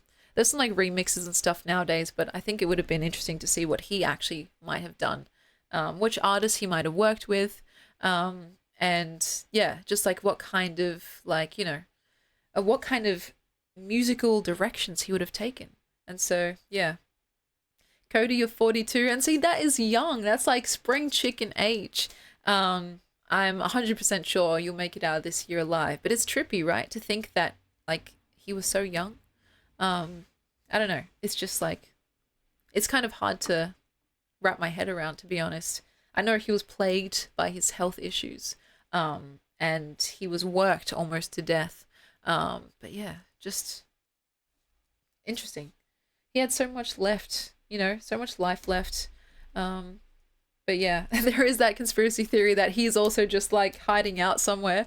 That's a fun little, fun little daydream. But I think if he were still alive and just hiding out somewhere, he'd be what, like 80 something at this point. So still, possible, but highly unlikely. Let's go look. Yeah, exactly. Where would he be hiding out? I'm not sure. But yeah, just weird, weird stuff. And I don't know. I think he had a very like earnest kind of personality. He had like a sweetness to him that was very captivating. And obviously he had like the kind of the swag, the kind of sex symbol glamour and stuff like that. But at the core, I think there was just this kind of really sweet tenderness that was the most interesting part, And so, yeah, probably full of candy. That's also probably true. But still, yeah, it's like, I don't know. Maybe it's just because I've seen more like interviews and movies, etc., than the average person has. But it's something that I can see very plainly. Like when I look at him, when I listen to him speak. Yes, we're talking about Elvis. That's right. It's just kind of weird. I don't know, a sweetness, and that's the kind of sweetness that I really like seeing in other people as well. I don't know, some kind of earnest, down to earth humility that I think is really captivating. And that doesn't mean that you can't be like, you can't play up the like swag or, self-confident sides of yourself, but to have it like really stemming from a place of deep humbleness is really interesting. It's a perfect balance, I think. And so, yeah, I don't know. Just something that I feel like I see in him. Yeah, and also the accent and everything. I love the accent. Little mama. It's kind of a dying what's it called? Like a dialect. He didn't have exactly the transatlantic accent, but it was almost approaching that. And it kind of got sanded down the edges once he started getting more mainstream and going into movies. But like when he was like an up and comer, his like accent was very, very sweet and kind of just like, yeah. Thank you for having us on the Louisiana hayride. It's like very country and very cute. But yeah, I don't know. I'm sure that still exists, but it's like, yeah, interesting specific inflections and stuff like that. That's very pleasant to listen to, at least on my ears. The dialect and the kinds of specific words and phrases um, that he used. So, um, oh, and yes, with Tamworth as well. It's funny that you mentioned that because a lot of people after going to parks, they go to Tamworth, and I think it's like a country music festival, if I'm not mistaken. I'm guessing that's what the Golden Guitar is. But I've never been myself, and maybe I should. I mean, I am undereducated about country music, to be honest. I'm very much a pop girly first and foremost, but um, a lot of people like there's a huge Venn diagram crossover between people that go to parks and people that go to Tamworth right after. So maybe it's something I should check out. Yeah, it's like a shot chaser type situation. But yeah, I know my friends that I met from parks, I think they went or they were planning to or something like that. So it's yeah, it's worth checking out. But to be honest, guys, holy shit, like I've taken out like $2,000 from my bank account to like fund this little trip. So I will have to just make do and maybe in the future see if I can check that out because when it comes to accommodation and going to the shows and food and everything and petrol, yeah, it's like in total around that much. So yeah, we'll see. Glad it was not invested in NFTs. Me too. And so yeah, 2000. I think that's roughly what I spent last year as well. I can't remember exactly. But yeah, it's like, I want to make sure that I've got enough money to play with and like not really be worried about, oh, should I get this thing? Should I not get this thing? Should I go to this show? Should I not go to this show? Because I was actually purchasing some of the tickets today and the finale show is already sold out and I'm not even fucking there yet. So yeah, it's the kind of thing where it's like people book so early, they actually start booking next year's shows from this year. Like whenever like this year's parks is over, and the next round is released, they start booking straight away because they know 100% that they're coming back. For me, it wasn't like that because my grandma is sick and we were planning on going on a different holiday. Our plans have all changed now.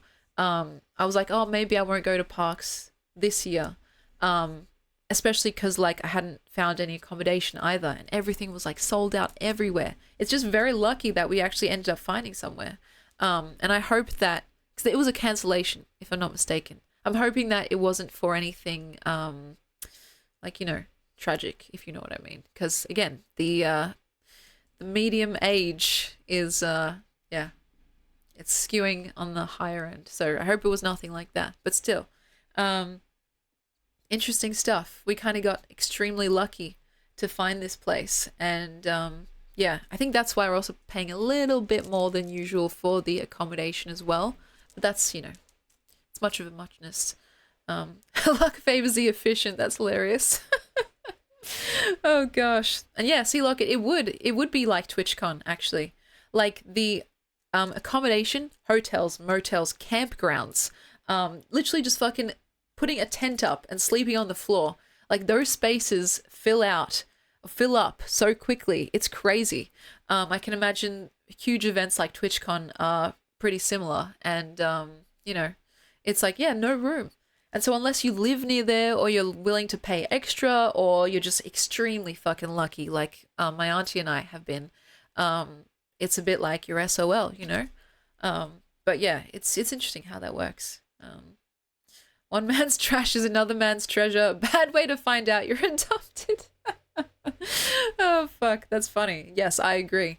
And it's true. Like, this is an Elvis festival. That's right, Sugar. And it's an extremely good example of what Weasel was just saying. Like, a lot of people either don't care about Elvis, actively dislike him, or just simply don't think about him, Or they like him, but they don't care enough to go to a, like, fucking week-long festival. And so one man's trash.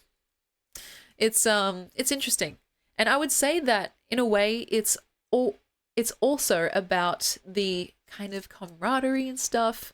Like, everyone's so sweet and welcoming and just kind of like I see a lot of the values that Elvis espoused. Like I see those portrayed in the people that go there. Like everyone's really willing to help you out and stuff. Everyone's in like a happy, summery kind of mood. I mean, everyone's on vacation, so go figure, right? But I believe that,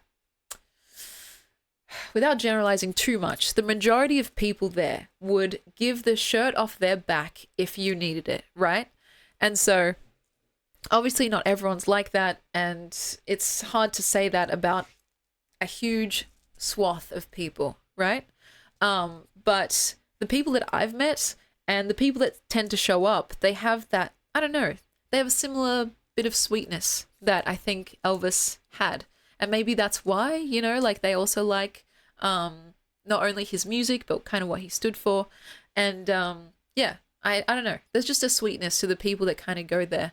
And because of the Elvis 2022 movie, which is how I got introduced to the whole obsession, like a younger crowd has also been introduced to him. And so it's kind of cool. It's like, I don't know, his legacy is still being kept alive. And I think that's beautiful. That Elvis sugar is right. But anyway, guys, what I'm going to do now is I'm going to take a short break because I need to get a drink. My mouth is parched. Pee break, and then we'll see if my clothes are out of the dryer because I want to show you guys the last little bit of clothing that I'll be bringing. So stay right there. I'll be back in like 1 or 2 minutes. Enjoy this funky music and we'll keep kicking it in just a sec. All right? Ding.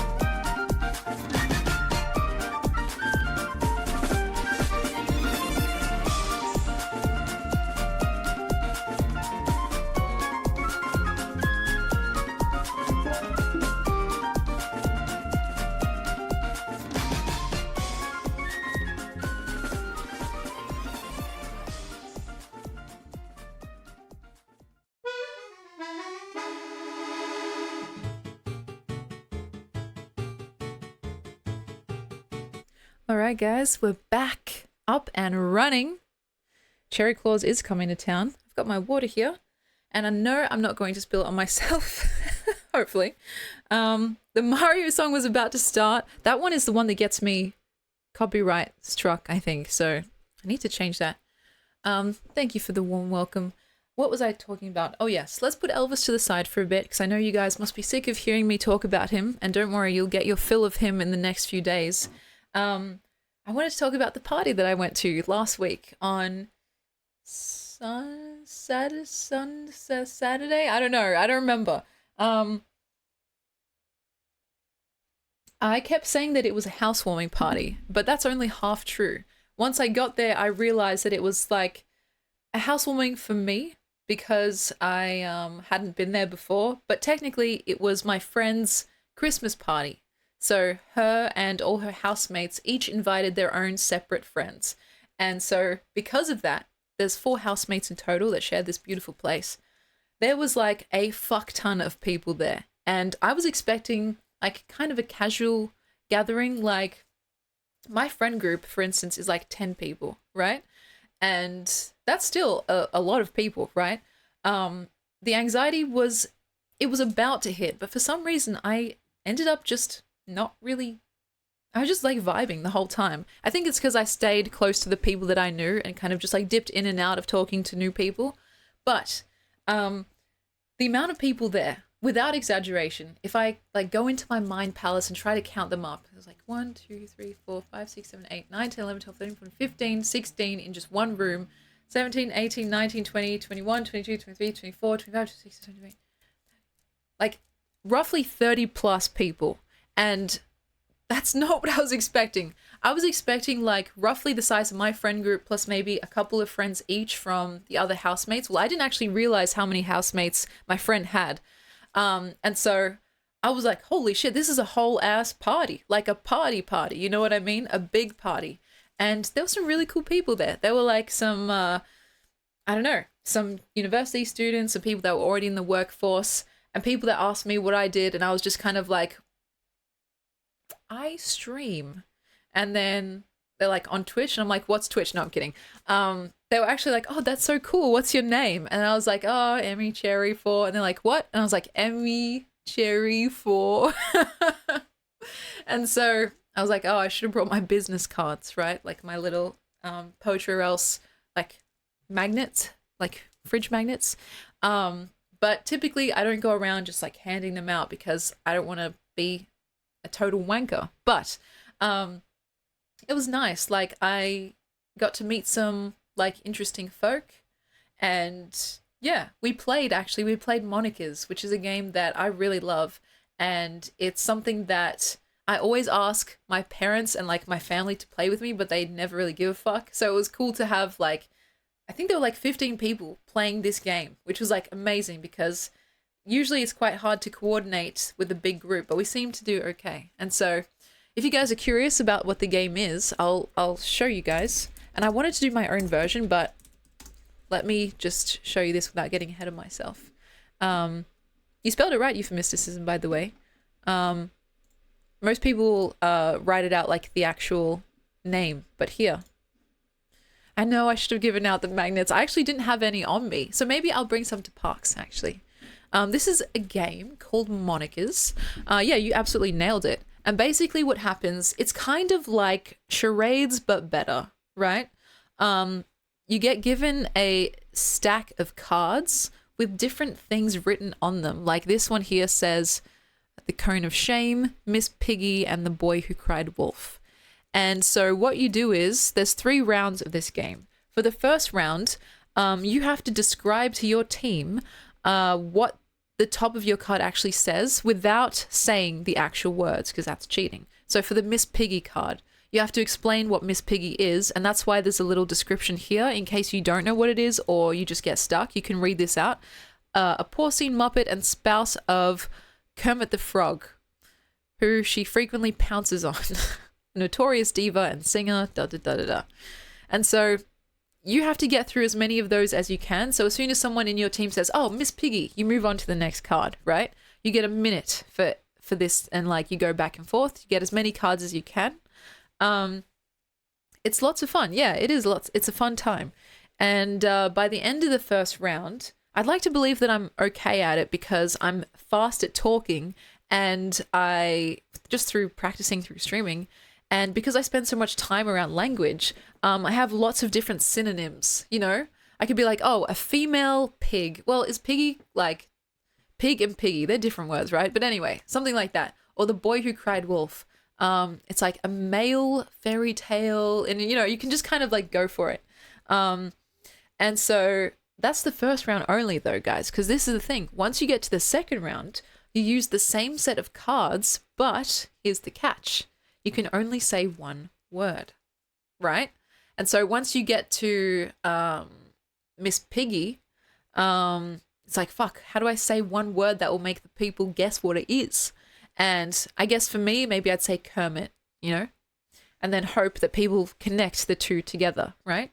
And so you go through the exact same deck of cards again. Because you've already seen these all and listened to them all during the first round, you kind of know what to expect. If you had to do the one word round just based on new cards entirely, I think that would be pretty much impossible. But when you know what to expect, it's kind of a little bit easier. And so that's the second round. The third round is the real kicker, and that's where you can't talk at all and you just have to do charades. So I don't know how I do the charades for Miss Piggy. Maybe like push up your nose or something like that. I really am not that great at the last round, but I love watching it and watching other people do the charades part, and guessing, just being like, oh, I know what that is. But usually if I can help it, I skip the last round for my own self because I just get embarrassed and shy. Even though most people love the last round, that's their favorite round. For me, I love the first round because I love doing that fast paced kind of trying to explain something.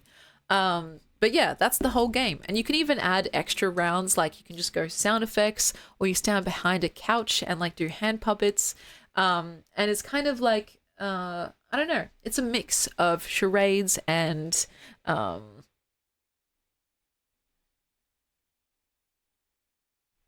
keep talking or the bomb will explode, whatever it is. Yeah, it could be like a fun game to play on stream. But the thing about streaming is that there's a delay, right? And that's the thing, like I could be explaining something and you guys might not like fully hear the explanation until the time's already up. And so, yeah, it's a fun game, probably better IRL, but definitely not for everyone. Like Weasel, you raise a good point. Like the thing is, you have to be kind of willing to kind of make yourself a little bit vulnerable in front of people, especially because of that last round, like doing the charades, because some of the cards, they can get quite out of pocket as well, depending on which pack you have. There are different kind of DLCs is what I call them. There's like the regular game, which just has a bunch of random different cards, but you can get different packs and some of them are naughtier than others, right? And so I remember once we were playing, my friends and I were playing and the card was Deep Throat. And it was like, it wasn't even meant to be about the sexual deep throating, but it was like, how else, like, what's the quickest way to describe it, right? And so most people are just going for that version, right? And then when it gets to charades, it's kind of like, okay. That's why I don't really like the charades part. But yeah, it's kind of like you have to be willing to be a little bit silly. Oh yes, Cards Against Humanity is what I was thinking of. Cards Against Humanity and charades mixed together, as well as Keep Talking or The Bomb Explodes, whatever that game is called. And so, yeah, it's like one of those things where it's better if you're with a group of friends that you know and love and you're not really shy, if that makes sense. Yeah, Exploding Kittens, something like that. And so it is lots of fun. And usually we play, because you can play with any amount of people. You can play with, let's say, 4 people, 2 teams of 2, right? As long as you split the amount of people down the middle, it usually works. Even if you have 1 extra on either side or whatever, like, you know, it's like, it's basically like unlimited amount of people that can play. And it was like interesting because I'd never played with a big group. We had about 15, 16 people. We split ourselves down the middle. So like 8 on each side, you know, 8, 7 people kind of came and went, but it was like, how are we going to coordinate this, especially when half the people, like, we just met that day? And so it was like, it surprisingly wasn't too chaotic. And once you get the rules of the game, like, I knew this was going to happen in the second round. Someone that wasn't really paying attention, like it's usually at least one person in the group is just going to start talking like normal instead of saying just one word. And so I was like ready for that, right? And I was like, oh, just one word, right? And so it was funny to like see people in real time learn how to play and sort of get the mechanics of the game and be slightly delighted by it. But yeah, it's like, it's really fun. It's great for parties because everyone can get involved. And if you don't want to get involved, you can still watch, right? And see like how silly everyone gets trying to recreate some of the cards. And it like, you know, it can be very brain trainy as well, like helping you think on your feet. Honestly, I still, even after streaming for a year plus, I have moments where I am just at a loss for words and I don't know what to say. And this game can help train that muscle, you know? Especially when you're trying so hard not to say whatever it is at the top. Sometimes like you accidentally let it slip and you're like, oh fuck, I have to put that at the bottom of the pack. And so yeah, I totally understand people that would feel a little bit too shy or anxious to play. But it is the kind of game that is quite welcoming. And you know, you can actually take your time with it depending on your play style as well. It's just about, you know, if you want to get as many points as possible, you see how quick you can do it. But that's like, that can be a more advanced technique. And so, yeah, it is quite fun. It was like, yeah, it was just an interesting experience and a sense of like team spirit that arises. And yeah, you know, it was like, it was fun. There's definitely techniques, especially if you're on a team with someone that you know a bit better. And so it's kind of like, you have similar inside jokes, so you can make references. You can kind of triangulate these references so that with Miss Piggy, for example, like, I don't know, say you had a joke about Miss Piggy in a pink dress. Instead of actually saying Miss Piggy, you could be like, oh, pink dress, or like, you know, a character that we both talk about that's like in a pink dress or something. And then that person knows what you're talking about, but the other team might not know what you're talking about. And so it's kind of like, depending on how close you are with your teammates, it can be really, you can get a real like leg up. And so, yeah, the inside jokes tend to be very effective. And especially once you get to the second round where you can only say one word, it's kind of like, you try and think about what the first round was like people said during that round. So it's kind of like, oh, you're making references already and making inside jokes about the game that you're currently playing. And that's lots of fun. You can develop a very quick sense of camaraderie that way, which is like, you know, I think it's good for parties. It can be as fast paced as you want it to be, but each round is meant to be 1 minute long. So as you know, you can get one card in that time, you can get 10, you can get none. And it's like, it just depends on, I guess, how lucky you are, how well you know the cards, and how well you know your friends as well. So it's like, yeah, it's cool. And I brought that because I was like, oh, I'll see if people want to play. Sometimes it's hard to convince a big group of people to play, like to stop what they're doing, like their fun chats and their eating foods and stuff like that, and actually sit down and play a game.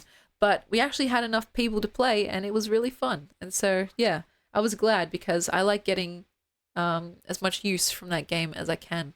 And so I have it here somewhere. It's like in the front room. But yeah, it's like, you know, something that I want to make my own version at some point, maybe with like inside jokes from this stream or just from my life, because it's like, yeah, it's, you know, it's simple enough. Anyone can make a Monica's card. It's just like a concept at the top with a little explanation of what it is. And then you can like, there's different points, but that's like a whole thing entirely.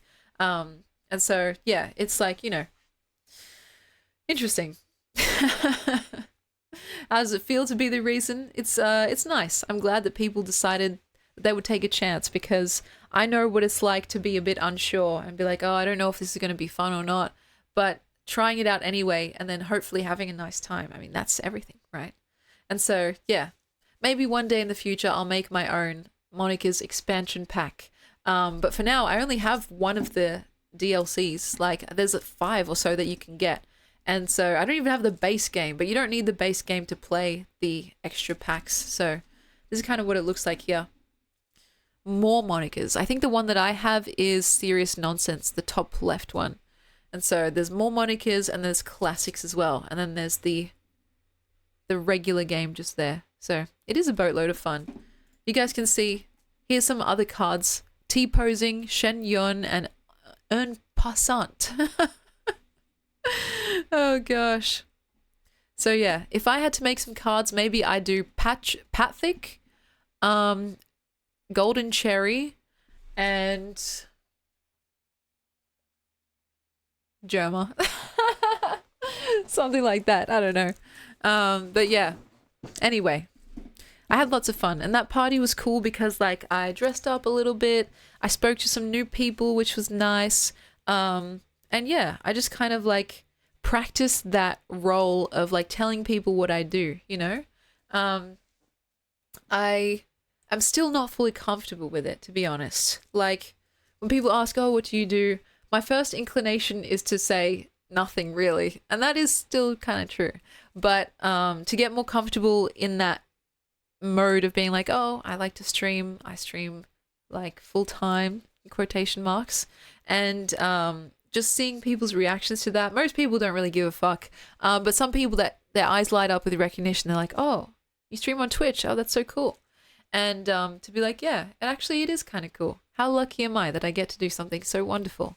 And yeah, talking to people very candidly about the whole process and stuff, about what it means, like to kind of go out on a limb. And yeah, it is interesting, right? Like I feel like it's a very, what's the word? It can be a very up and down kind of roller coaster of a time, and it can also be a bit like the Wild West. Yeah, internet entertainer is a good way to put it, or entertainment, as Rhett and Link call it. It's kind of like, you know, it's something that I've experienced recently where I've tried to reconcile what it means that, you know, as I'm growing up, all of my friends are going on to do wonderful things with their lives. Like they're becoming teachers, they're becoming like engineers, they're becoming architects. And I'm like here kind of just making a fool out of myself on the internet. And I'm like, fuck, have I made the right choice here? It's sometimes up in the air, you know? You can't really tell what is right. You just have to go with what feels good, you know, what inspires that kind of good feeling. And so, yeah, to just be like, you know what, don't freak out. Yeah, professional chatter. It sounds so unreal. It is unreal. It's surreal. It's like, oh fuck, okay. And having to just digest that can be a little bit crazy sometimes. But it's something that I feel very blessed to be able to do, even if only like, you know, in a small way. And yeah, it's a funny experience to like see people's reactions to it, to see my own reaction to it as well. Because yeah, like I've been saying, you know, I don't fully feel like I've grasped all the nuances of what it means to do this, how to survive really. But it did help, yes, to talk to people close to my own age, people that kind of were aware of what Twitch is. Like a lot of my family members and stuff, they're not really that up to date. They're kind of just like, oh, okay, some internet endeavor, right? But yeah, to like speak to people roughly my age and be like, yeah, this is what I do, then being like, oh, okay. It was very interesting. And yeah, I don't know, nice. And of course, it made me miss you guys. I missed you guys very much. And just reiterated to me how much I love to be here and, you know, just be very grateful for, I don't know, just the time that we get to spend together. And so, yeah, I'm going to get in my feels. What can I say? It's a weird world. I'm very grateful for it. Big plans as well, which is why we're about to do a little ad. So if you don't want to be advertised towards about my poetic shop, just block your ears. We'll be right back. Hopefully there's no one chanting one of us. I know, right? I swear we're not a cult. Oh my God. Weasel, welcome in, by the way. I'm so glad to have you. And so, yeah. And yes, affirmations after the ad. Absolutely. That's a great idea. And Evan, welcome in. Yes, a vampire look. I am all for that vampire look, to be honest. But yeah, it's kind of like, I have said this before, but I'm not even joking. There is something to that, like, meme. Because think about it, guys. I'm nocturnal. I'm pale as a ghost. I'm always cold. And in my parents' place where I used to sleep, like outside my window, there's this big tree, and sometimes when I'd get home late, and kind of like disturb, like close the car door and kind of make a bit of noise and disturb the animals in that tree, there'd be like a swarm of bats that would fly out of it, and I shit you not, this is 100% true, and I would just like kind of look like, what the hell? I didn't know there were bats in this kind of suburban area, and so it's like, wow, okay, something's kind of adding up here. So I don't know, maybe there's like a little tiny drop of vampire DNA. Yeah, COVID things for real.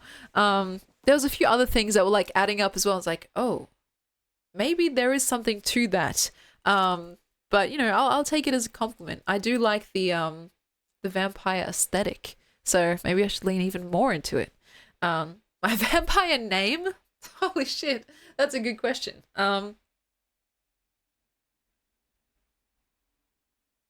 Well, my auntie, she calls me by my cutesy Greek name because I have a Greek name which is Amalia, right? It's kind of like Emily in Greek, but a tiny bit different. My auntie calls me Emilitsa, which is like kind of a cutesy way to say Emily. It's like I don't know, it's like Emilitsa. I don't know how to explain it. It's literally just like, that's it. It's spelled like this. Emilitsa. Kind of. She says it better. Maybe I'll have to get her to say it. But it's like, maybe something like that. It sounds a bit vampiric in a way. The reason it's on my mind is because she called me that today. She used to call me that when I was a kid. As well as, my brother and sister, they also have their own cutesy names, but obviously I can't dox them. So, yeah. It's like, I don't know. That's a very cute question. Emilitsa, that's it. Cherry blood is good too. I like that. And yes, it's kind of like the cherry vibe, the deep reds, the kind of, yeah, it's got its gothic origins, but I don't know, guys, I haven't bitten anyone for a while. So any takers? I need a drink. Anyway, let's get to this this ad. And yes, Kichi Litzer is a good one. If you guys didn't know, I have my own merch available. There's lots of stuff to get, from fridge magnets like these, to postcards, to posters, stickers, and even apparel. And now that I've just dropped a 2K bag on Parks, I would appreciate anyone who's willing to take a chance on this little store. Everything's handmade by myself, my mom, my auntie at my mom's place. And there's so much blood, sweat, and tears that go into this. It's really like, it's my passion project. And eventually the goal is to kind of make enough money from this merch site to live off of. That way we don't have to like rely on like bits or donations to be able to stream full time, because I don't want to put that pressure on you guys. At least this way I feel like you're getting something cool for your money.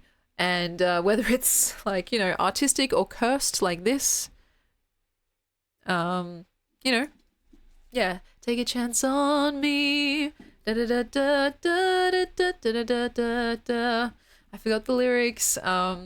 And so, yeah, I'm not that great of a saleswoman in general, but when it comes to this store, I really believe in like what we're doing here, and it's only just going to expand with more options. So if nothing grabs your eye, hopefully that might change in the future.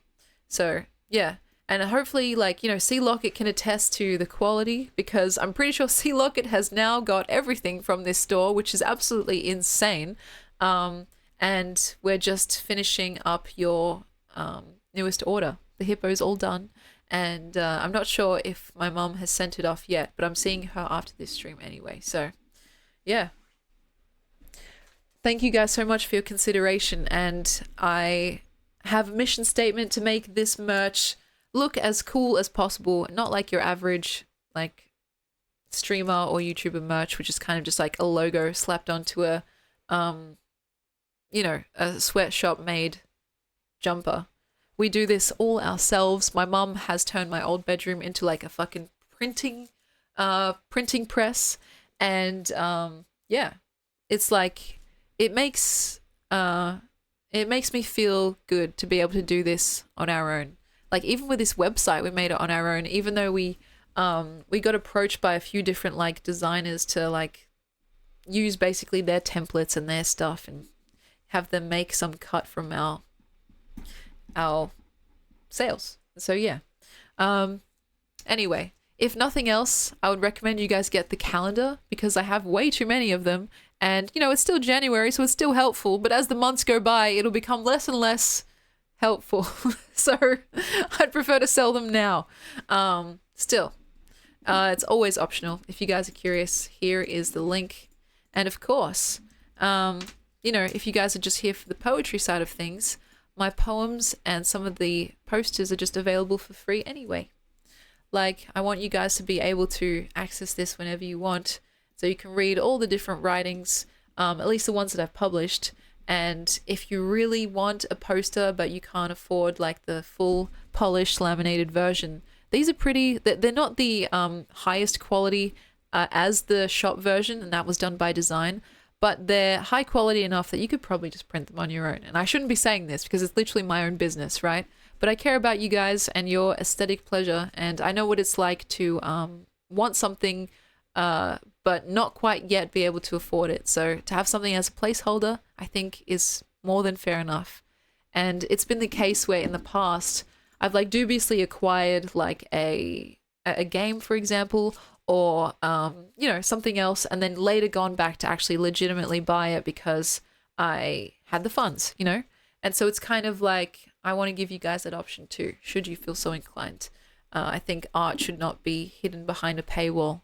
And so everything in the Poetic Shop is just a little bonus, but the base level of my work will always be free to everyone.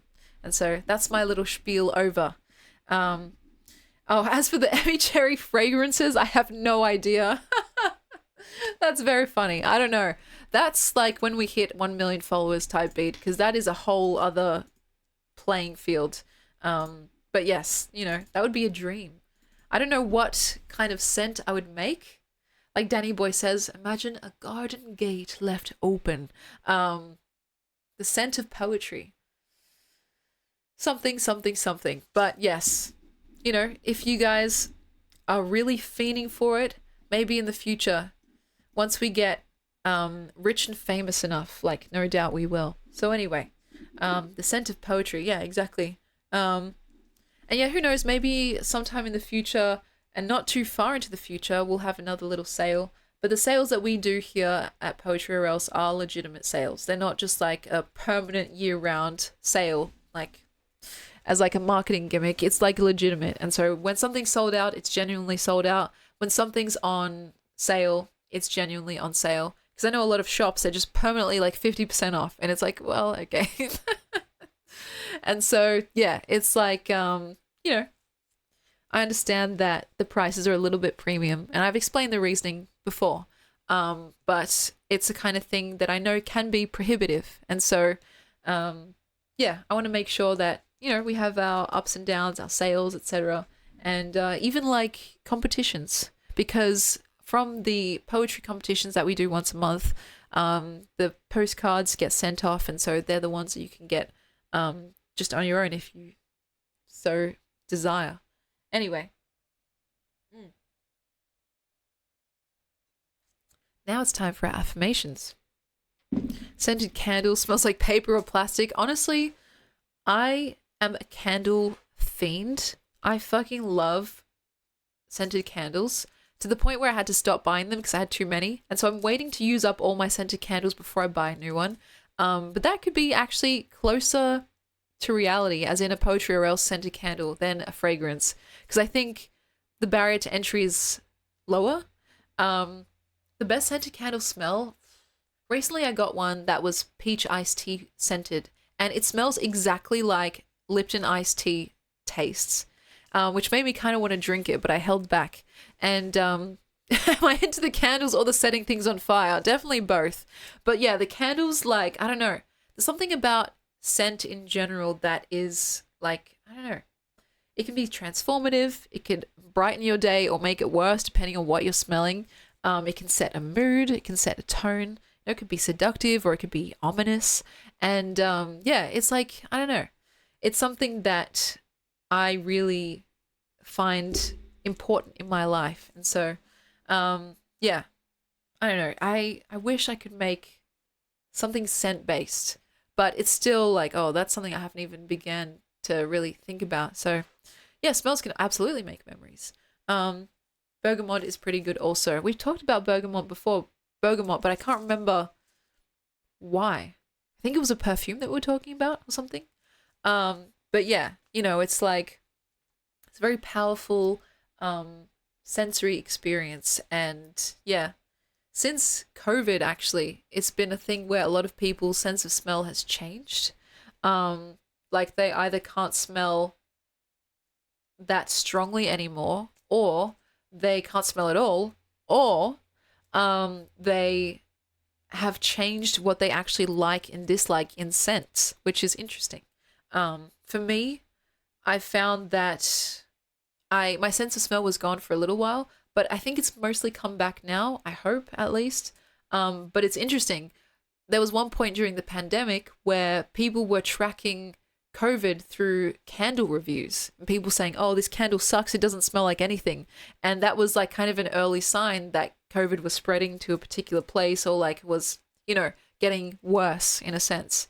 And yeah, it was just interesting to see that happen, because it's like, well, maybe it's, common denominator type beat. It is insane. It's crazy. Some people smell, like sense of smell has never come back, which is very sad, I think.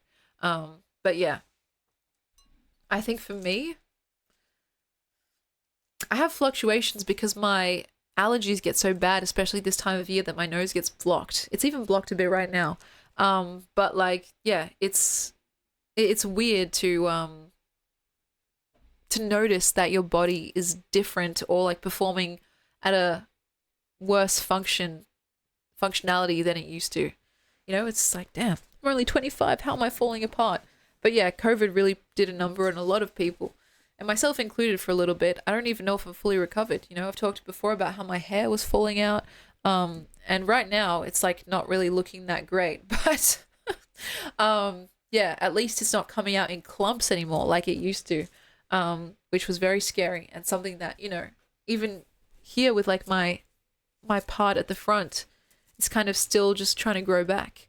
And so anyway, Weasel, thank you for joining us, and you don't need to apologize at all. I hope to see you again here soon, and you'll see us at parks next time if you're joining us in the next week. I don't know how I coped during that era. I don't know. Like, I was very scared and I was very depressed with my appearance.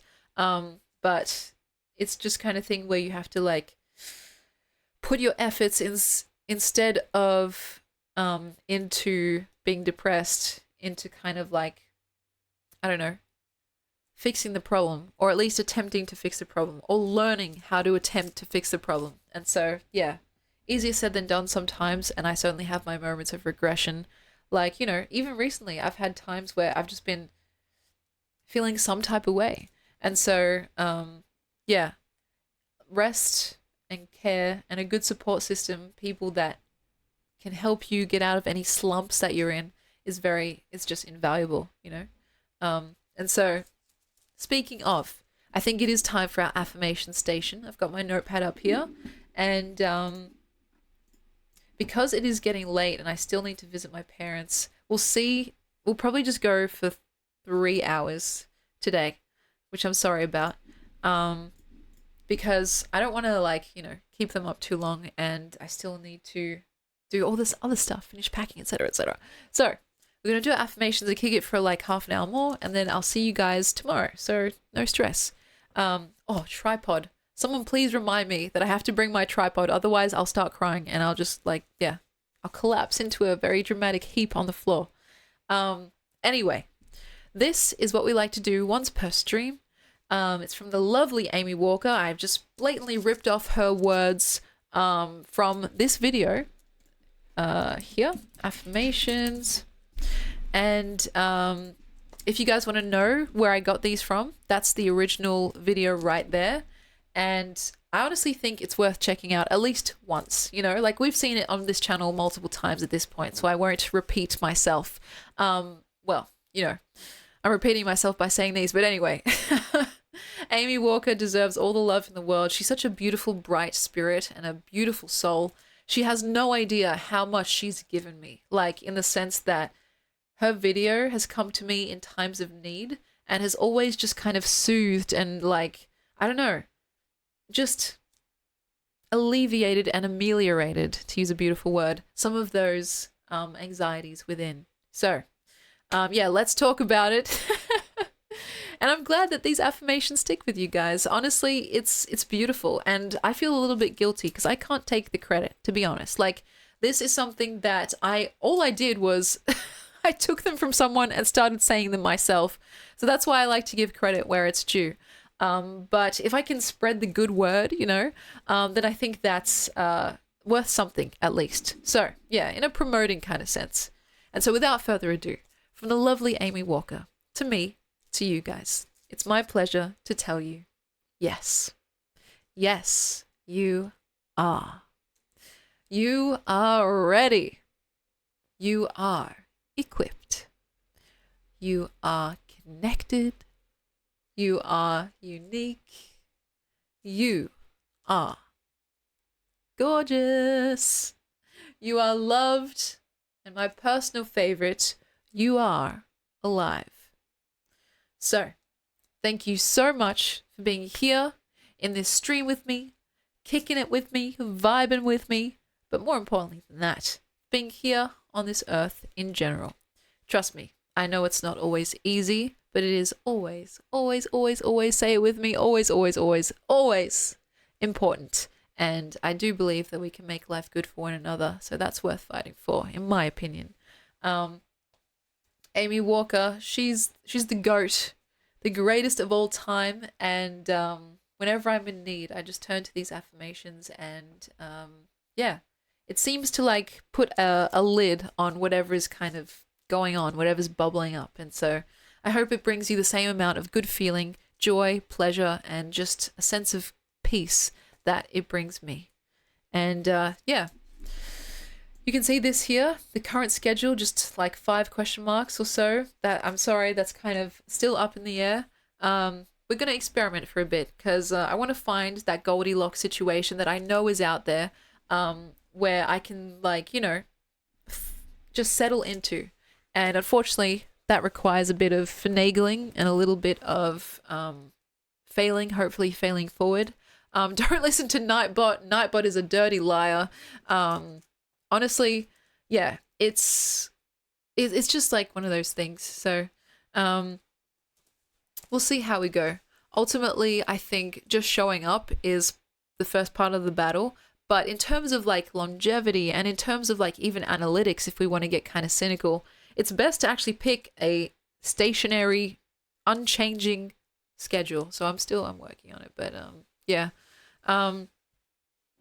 I know it's frustrating for me as well because it's like, yeah, my life in general can be so fluid and chaotic that I don't really have a stationary anything in my life, including sleep schedule, you know? So yeah, it's kind of like, it's hard for me to know when I'll be awake, when I'll be free, when I'll have energy, you know, like sometimes I've actually been able to stream in a sense, but I haven't been in the correct kind of headspace for it, and I knew that I wouldn't be able to give you guys the best version of myself, and I don't want to do that to you guys, you know, like considering the fact that I want this place to be somewhere you can relax and feel good. It's kind of like counterintuitive if I show up like in a bad mood, for example, or in pain, or like if I'm going through something. Like, I just don't think those things go well together. And so even if I physically am awake and able, sometimes it's more about if the mood is right. And that can be kind of inherently nebulous and can get away from me sometimes, depending on what's going on in my life. Certainly, there have been moments like with my grandma, for example, or with my own mental health or whatever, where it's been etsy-getsy, you know what I mean? So. And yeah, just trying to give you guys the best of me because that's what you deserve and nothing less. And so, yeah. As for giving you guys more notice, if that's something that you want, I can probably do that, you know? It's like I was trying to play around with what announcement period was the best for people. Because most people just announce when they're live. They're like, oh, I'm live now. Hello. But I figured some notice would be hopefully helpful. If you guys want more, that's pretty much easily done. And whenever it's like an impromptu stream, then it's just kind of like, well, that's just how the cookie crumbles. But, you know, I'm never above, what's the word? Like advice and suggestions. And so, yeah, I don't know, is half an hour good? Let's come back here. And so, yeah, I don't know. It's kind of like something that we're still figuring out together. And I think that's cool. We're kind of building this place up as a team. And, you know, that has its perks. So phase 3, not quite yet. I don't even know what phase 3 would entail. But we'll get there eventually. Yeah, it's like we're kind of building this place up from the ground up. We're like at floor 0 type beat, or maybe floor 2 since we're in phase 2. And that can be an interesting process because the progress is not linear. It's more kind of like it's topsy-turvy. It's not even like a sine wave because that's too regular. It's kind of like you improve a little bit, then you stagnate for a while. Yeah, it's cherry shaped. That's a good way to put it. It's definitely a trip because you can go for months without feeling like you've improved, whether that's analytics wise or personal development wise. And then all of a sudden in the period of like a week or so, you can feel like you've just leveled up like one after another. And so it's easy to lose your mind if you're used to a natural sense of progression or a natural kind of yeah, almost like a game or a typical profession where you get a promotion at the end of the year, etc., etc. It's not like that here at all. And so, yeah, I don't know if I've improved, but I think over the course of this year, hopefully I will feel that by the time we hit maybe our 2-year anniversary. And so, yeah. And so it depends. You look like Lady Dimitrescu. I can see that actually. Oh, that's funny. I haven't fully played, fuck, what game is it from? How have I played this game and I don't know what it's called? Resident Evil, thank you. I haven't played it fully. I've just played like the introduction on a friend's computer. Or was it my brother's? I can't remember. And literally, she is a muscle mummy if I've ever seen one. And I remember watching Markiplier play, and there was like a compilation of him just like lusting after Lady Dimitrescu. So I'm good with that. You know, I could be a muscle mummy, just like, damn. But yeah. Markiplier, my beloved. Yeah, I need to get more into my muscle mummy era, for real. Like, it's waiting. My muscle mummy self is waiting to emerge. So the thing is, like, you guys have heard me say this before, I put on muscle really quickly, but I also lose muscle really quickly.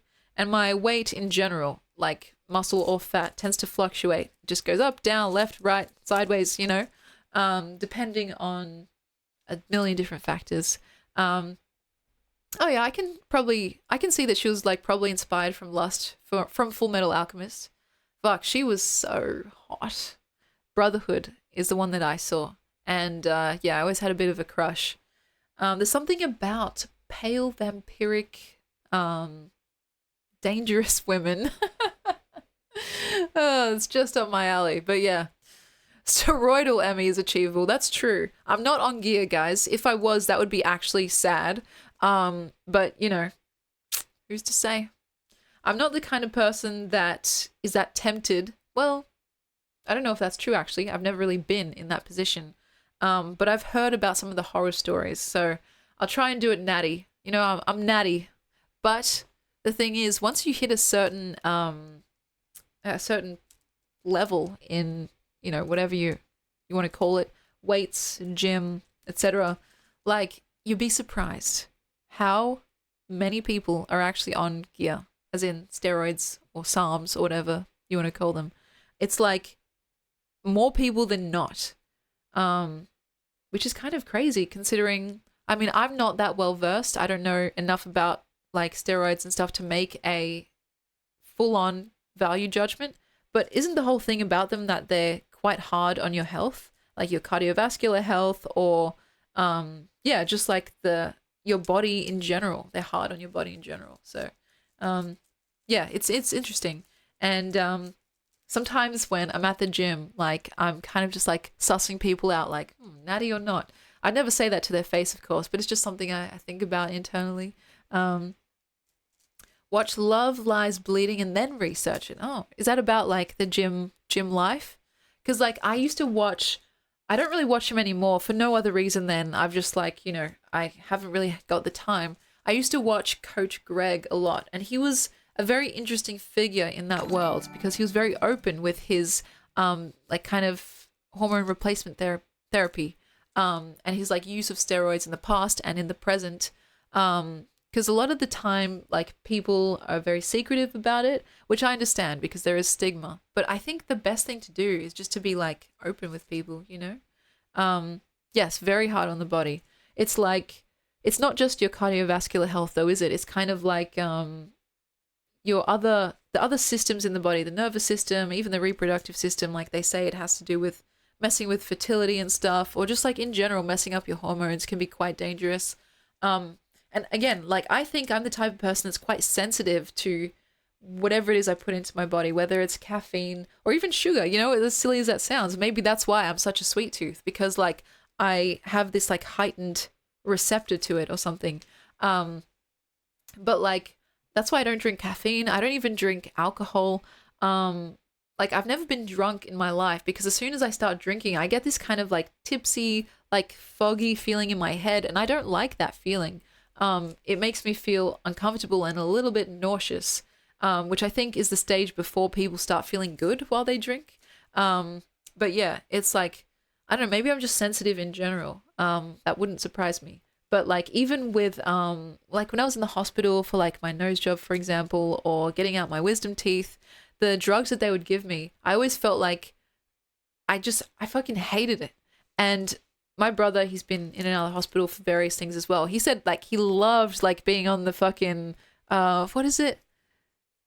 The opioids, the painkillers that are meant to make you feel good and blissed out. He was like, oh yeah, it was like the best, right? And then I was like, no, I hated that whole experience. It made me feel nauseous. It made me feel sick, like clammy. And I think there's a particular gene that some people enjoy that feeling of like, the pain, the feeling that painkillers give you. And some people just can't tolerate it. And I'm in the latter, which I guess is good because I can be quite an addictive personality, depending on what it is, whether it's like online shopping, or jumping into a hyperfixation, playing a game, for example, or yeah, like food, like that kind of thing. I can very quickly become like quite obsessed.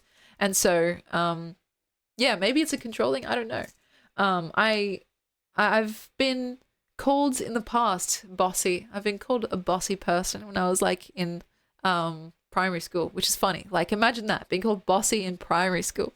But yeah, it's like something to do with not being fully what's the word, like fully having your senses or something like that. In recent times I've tried to reclaim that bossy word because I used to be so ashamed of it because I was kind of ostracized, people wouldn't want to play with me because I was too bossy, that I tried to maybe swing in the other direction and overcompensate and like be too much of a people pleaser. And I think nowadays, I think I still struggle with that sometimes, but there are little moments where I can kind of hold my ground in kind of an under the radar way as well, if that makes sense. Because I think there is a way to be bossy where people don't realize it in a sense. They just think that you're, yeah, like not even standing up for yourself. It's like unnoticed. And I think maybe that's to its fullest extent, that's what I would like to be, but I don't think I'm fully there yet. But essentially, it's what I imagine to be what having grace is, you know? So kind of like putting your foot down, but in a way where people don't even realize it. And it's very difficult to do that. I don't think I've fully mastered that at all. But it's something that you kind of have to get good at if you're streaming, because it's like it's a constant process of negotiation between you and the chat, and like what people are asking of you, what people are saying. Like we've talked about it before, the drive-by insults, like just making your own rules and your own boundaries. It's kind of something that just incidentally you end up training that muscle as well. But I think ultimately I would like to be more graceful in my life. Some people seem to have it naturally. I don't know if that's true or if that's just a manufactured kind of naturalness, which is funny, kind of oxymoronic. But like it's something that is definitely a learnable skill, you know? It just takes time and practice like anything else. And like as my old teacher used to say, practice doesn't make perfect, practice makes permanent. And so, you know, if you're practicing something wrong, that's not good. But I do think if you're practicing it correctly, you can change anything about yourself fundamentally. As for how do I feel it's unnatural, well, that's just like a postulation. For some people it looks natural, but it could very well just be a construction. Like, you know, for some people that seem just completely graceful and at ease and charismatic, you can train that. And so is that natural? I don't know. It's just one of those things. Yeah, for some people, not everyone. And I think some people literally are just fucking charismatic as hell, and that's just how they have been, like, since birth. I've known people like that in my life, and they're absolutely magnetic to be around. They're just kind of like, they make you feel so comfortable and so relaxed that it's so, yeah, it's interesting. And so, yeah, it's not really a concern. It's more just like a philosophizing on what it means, and if it's possible to train that skill. I think it is. But the ways to do it, I don't know. Practicing, talking with people, kind of experimenting, figuring out what it means to be utterly yourself. Yeah, Jen is totally charismatic. And of course, I haven't met her, like I didn't know her as a kid or whatever, but I can imagine that's just how she's always been. People in my life that I've known that have not, that's not a lick of affectation, you know. It's just how they are, and that's very admirable.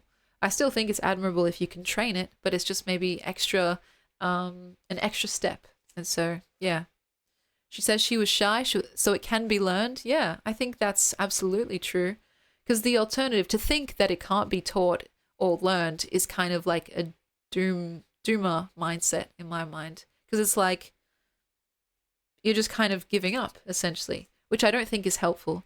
Even if it's not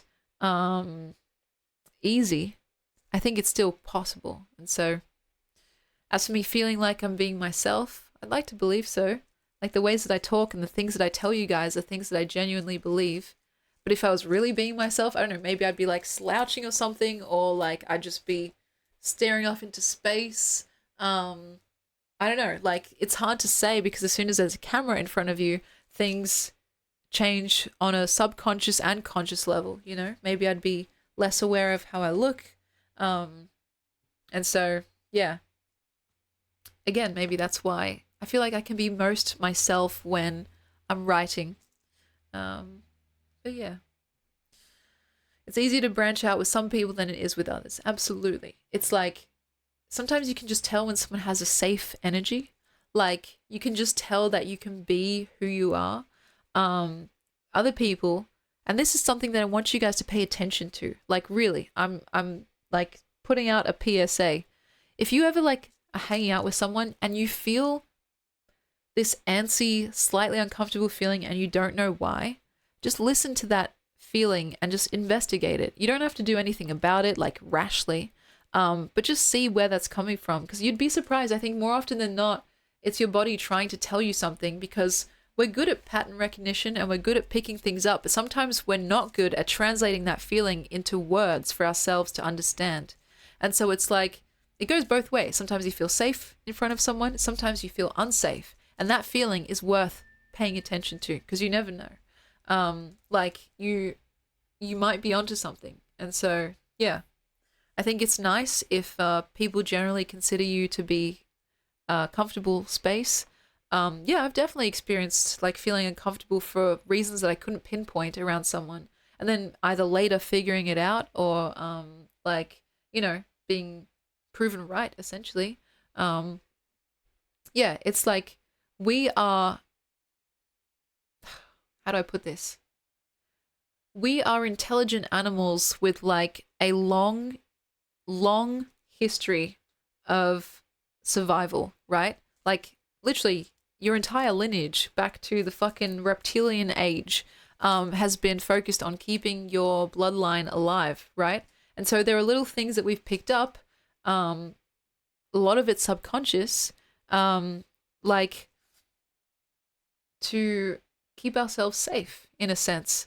That includes a lot to do with people, how they work, how they look at you, like how they talk to you. And yeah, just like, you know, it's a skill that I think can also be like trained as well. And it depends, you know. It's, yeah, something that is helpful to like work on, because, you know, your body is literally trying to keep you safe. It's easy though to ignore certain feelings because we want to be polite. I think especially like, you know, young girls have that experience where they're just like, they're trying to be polite or they're trying to fit in or not cause a fuss and inadvertently put their own safety at risk. And so part of growing up is a little bit like learning how to, even at the expense of like looking like a bitch or like looking like a XYZ, to put your own safety first. Because yeah, you know, ultimately that's the most important thing. So yeah, it's hard. And I'm sure like you know, young boys and, you know, people of all genders, all ages, like experience those types of things, but just like, you know, my perspective is necessarily limited. It's kind of like things that I'm thinking about when I was younger. Like, you know, the worst thing when you're a teenager or like, you know, a preteen is to stand out and like be the black sheep, you know. Oh, the worst thing ever is if people think that you're weird or single you out, or like look at you like some kind of social outcast. It's like a fate worse than death, which obviously it's not. But at the time it feels like it. And so I just remember, and I think it's, I'm sympathetic to those that like, you know, have that experience of potentially ignoring their bodies and mind signals in favor of fitting in or like, you know, trying to be popular, trying to be cool. I don't know. It's just something that, yeah, is unfortunate, but I can see why it would happen. But yeah, definitely a human issue. The reason why I purposely like point out young girls is because that's just that's kind of like the limitations of my own perspective, but I understand it's something that everyone has potentially experienced, and I'm wary of overstepping. I don't know what it's like for someone of a different gender, for example, and so I don't want to encroach upon that space. But yeah, from like what I've heard from friends, for example, or what I've personally experienced, it's kind of like surprisingly common. You know, we all want to fit in, and that sometimes means yeah, doing things that you maybe wouldn't otherwise do, or hanging out with people that you otherwise wouldn't want to hang out with. And so, yeah, I don't know. I'm sympathetic to the youth of today. And so, yeah. As for if I was ever singled out, I mean, for the most part, besides when I was younger and being told that I was bossy, I mean, besides that, I think I was generally pretty well liked. At like in high school and then in university. In university, I was very, very shy. Like I was you guys know I was functionally mute for the most part. And I can't really gauge how well liked I was then. But in high school, like I think I was generally pretty well liked. And I had a beautiful group of friends that I still see now for the most part. And yeah, you know, like I had like connections and stuff like that. I was even school captain, which is funny. Like I don't think I've ever shared that before, but there you go. There's a bit of Emmy lore. Because yeah, I don't know. I was very invested and involved in the kind of the school life, the social life, the curriculum. I was friends with the teachers, stuff like that. But yeah, I don't know if you guys have school captain internationally. It's like usually two people that are appointed in like year 12 or whatever as like the head or the leaders of the cohort. And so yeah, I was school captain along with one of my best friends at the time. It was quite fun. We got to cause a bit of chaos and mayhem.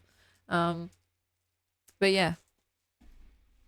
Also, we just hit 50% on the fucking mystery secret. That's incredible. Wow, wow, wow. Guys.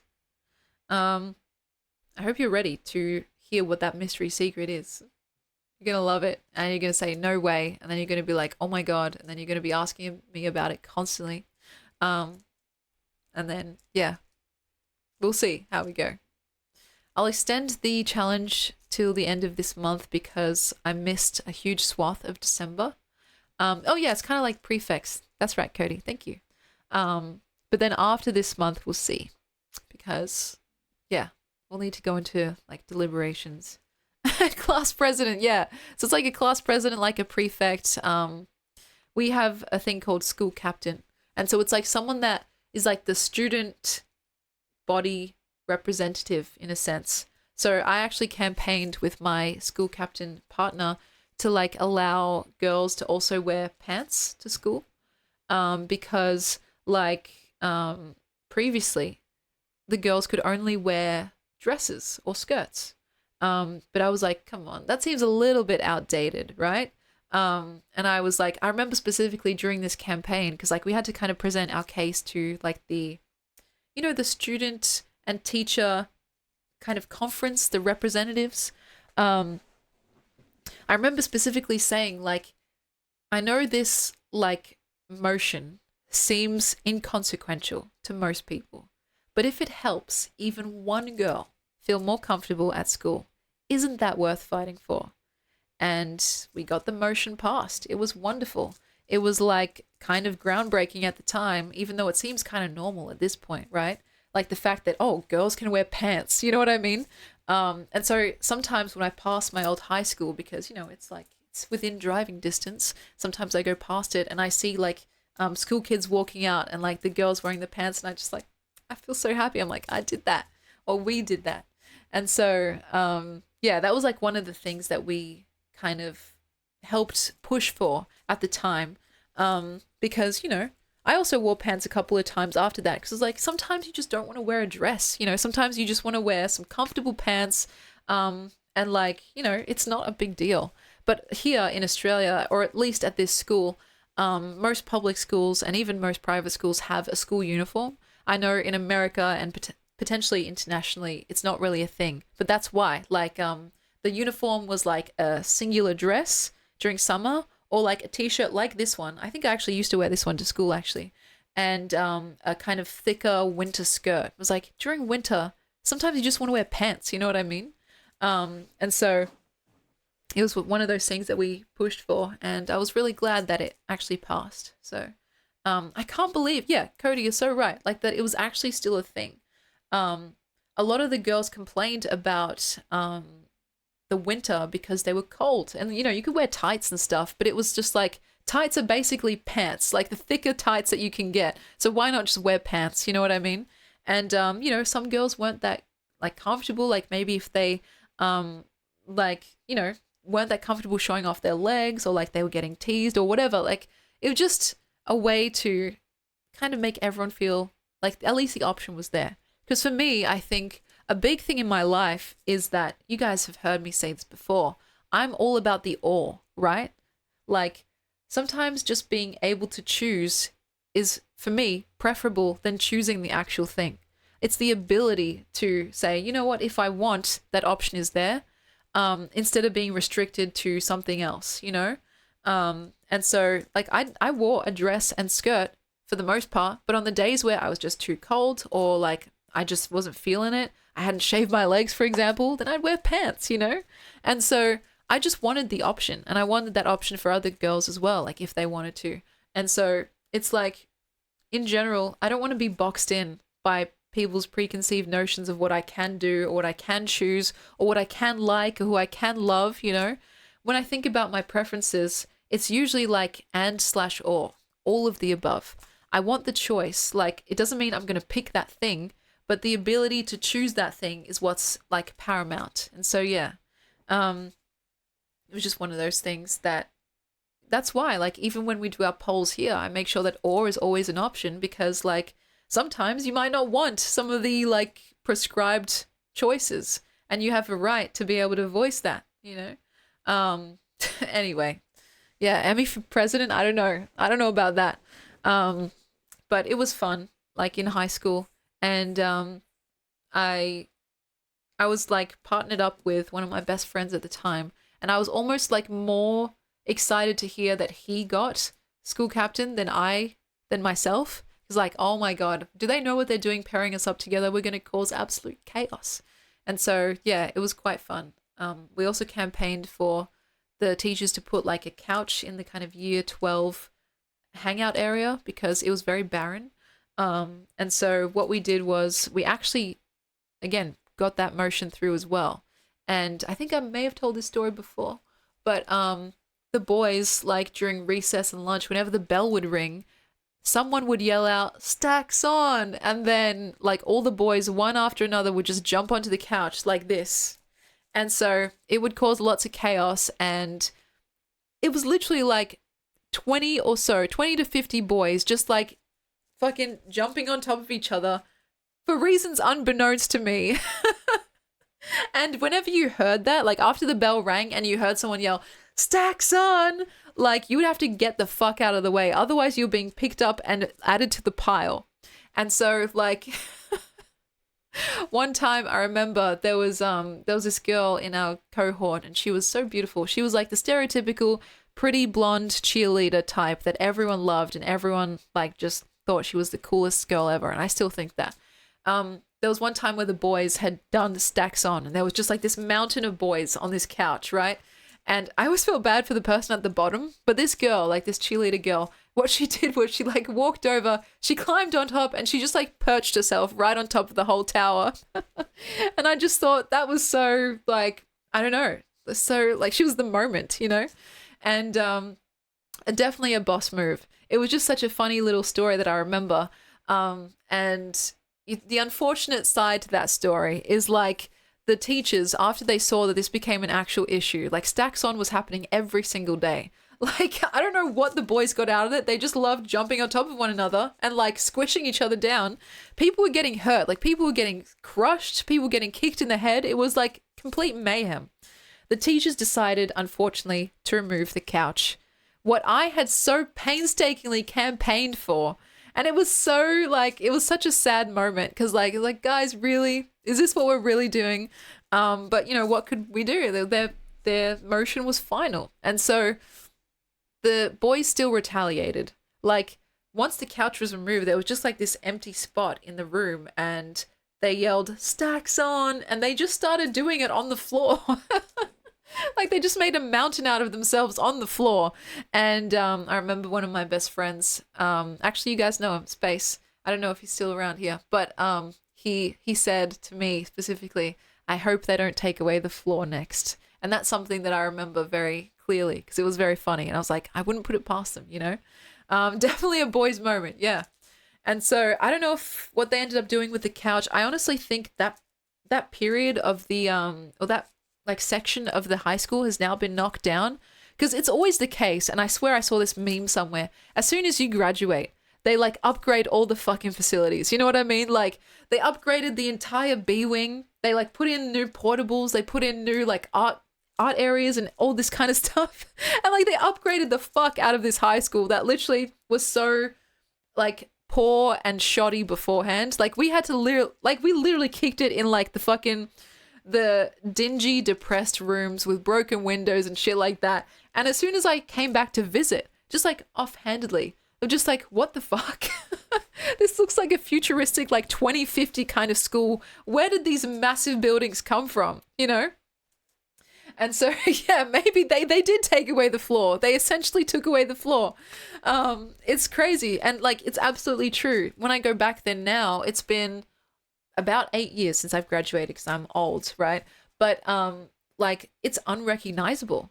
And it's kind of sad because the memories are, you know, they've been bulldozed away. But it's very funny because I swear to God, it's like a common occurrence that as soon as you graduate, they just fucking upgrade everything instantly. And it's like, wow, we could have benefited from that instead of getting a fucking couch from like, you know, the side of the road. But what can you do? You know, I'm happy for the new cohorts and I hope they're enjoying the facilities basically. Because, you know, they have to upgrade at some point. But yeah, it was just a funny little thing. And I just remember being like, literally the year after, they were just waiting for us to leave. Yeah, we had a fun time regardless. And I have fond memories of my high school years. There were like ups and downs, of course, right? Yeah, next time you drive past, yell stacks on and see what happens. I honestly don't know if that was just a my year level thing or if people know that nowadays. Because like, I don't know, like, where did this phenomenon come from? This stacks on phenomenon. If we ever had a high school reunion, I think it would be up to me and my friend to organize it since we were the school captains or the prefects. But like, yeah, I'd have to yell out stacks on and just see if people were still willing after like 10 years. Yeah, it was a bit like planking. People would just plank onto each other. Like, seriously, it was literally like the majority of the boys, like, you know, the kind of jocks, if you will, most people tried to get the fuck out of the way. But the jocks, they would literally pick people up and add them to the pile. It was dangerous. You know, you had to get out of the way because they would come running full steam to that couch. And so, yeah. Another time, someone threw a basketball so hard at the wall that it went through. And they were trying to find for the entire year who did it, right? Yeah, inevitable, exactly. And no one would confess, even though most of the cohort knew who did it. Yeah, so this guy threw it so hard, I'm not going to say his name, because even I knew who it was, but no one was snitching, bro. Snitches get stitches. And so we had this like really tall building where it was like the size of a normal room plus like kind of an attic, if that's what you call it, but there was no room up there. It was just like the size. Like it looked like you could house another room basically upstairs, but it was just open, like very high ceilings. So he threw this basketball so hard at the wall that it literally went through and created a big hole, like a basketball-sized hole. And yeah, it does kind of sound like a school facility problem, doesn't it? Like, how were the walls that fucking thin? That's how decrepit these rooms were, right? And so the teachers were absolutely fucking furious. They were actually so mad. And they were like, please, they were offering rewards and shit. They were like, if you tell us who did this, we'll give you special privileges. And no one was like confessing. And everyone was like looking around like, oh, if you snitch, you're dead meat, right? And so it was like quite funny, a cohort of solidarity, because it was like, oh, no one's going to say who did this, even though most people knew who it was. Even if they actually saw who it was, they were just like, oh, I don't know, I wasn't there. And so, yeah, it was quite funny. The teachers, like the whole year, were trying to find the mystery person who did this, because I don't think they had cameras there, you know. This was a time where the only cameras I think I really saw were like maybe at the front of the school grounds, not like in between the buildings and stuff like that, or even inside the buildings. And so it was like very funny because like they had no way of figuring out who it was, and the guy just got away with it. I can't remember why he did it. Like he was just like, he was either mad or he was just being silly. But yeah, the teacher was so pissed off. They were like trying to find this guy and he got away with it. So yeah, I know who it was though. And I wish him well. He was an interesting character. Maybe he just did it for no reason. Just like, let's see what happens if I threw this as hard as I could. It's just funny though, because like to see the hole was quite a thing to behold, you know, literally like a cartoon. You know when a character runs so hard that they like make a silhouette shape of themselves in the wall? That's kind of what happened with this basketball. And it was actually lodged in there for a bit. But yeah, he did it to be a legend. That's true. We also had this thing where, because we had such a high ceilinged room in this like year 12 cohort area, people would try to like get things up in like the high rafters, like high up in the ceilings. People would throw things. People would try and like write things up there and like graffiti and stuff. It was wild. It's funny because our cohort was very chaotic and very like, what's a word? Very troublesome and full of troublemakers, but we also got some of the best scores in recent history. And I know that's not that impressive because COVID came and fucked everyone over, but like we had like a big group of students who got like really high marks. We had a couple of students that had like the highest mark you can get. I think here we do this thing called ATAR, which is like it marks you against the rest of the students in the state. And like it's not always the case that a school will get someone who gets the highest mark. It doesn't even go up to 100 because it's like, it's a whole thing. You can get 99.95. That's like the highest mark you can get. And we had one student that got that and another student that got like 99.90. And then the rest of us like in the 90s and stuff. I got 90.8, which was interesting. I was always hoping and praying to get over 90, but I was like, oh, thank God. I just towed the line, you know? But since then, I don't think they've had a cohort that's actually got 99.95. It's always been like 96, 98, something like that, which is close, you know? But it's like there's something special about getting the topmost mark. And I don't think they've, like even last year, I think their highest score was like 96. So I don't know. I think it's something to do with COVID, but still. We were an interesting cohort. Very chummy, and even like the different groups of people were still quite chill with each other. You know, like I wasn't very popular. Like I wasn't in the popular group, but I was like able to just flit in and out between different groups if I wanted to, and it was fine. Like maybe it's because of the school captain thing, but even before that, like in year 11 and lower, like you could just hang out with people, and it was pretty chill. And so yeah. Anyway. I don't want to be talking too much about the good old days because, you know, we're also in the good old days right now. And it's just going to get even gooder, guys. So, yeah.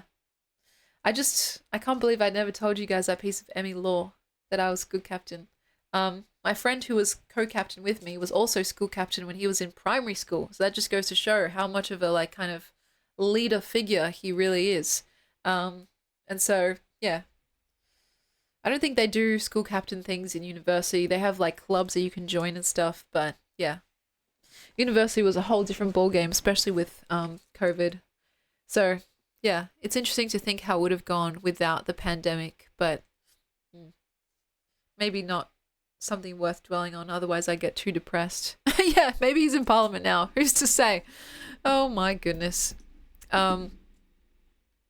What we're going to do now, unfortunately, is I'm going to find someone to raid because I need to finish my packing and everything, guys, and I need to say goodbye to my parents, etc., etc.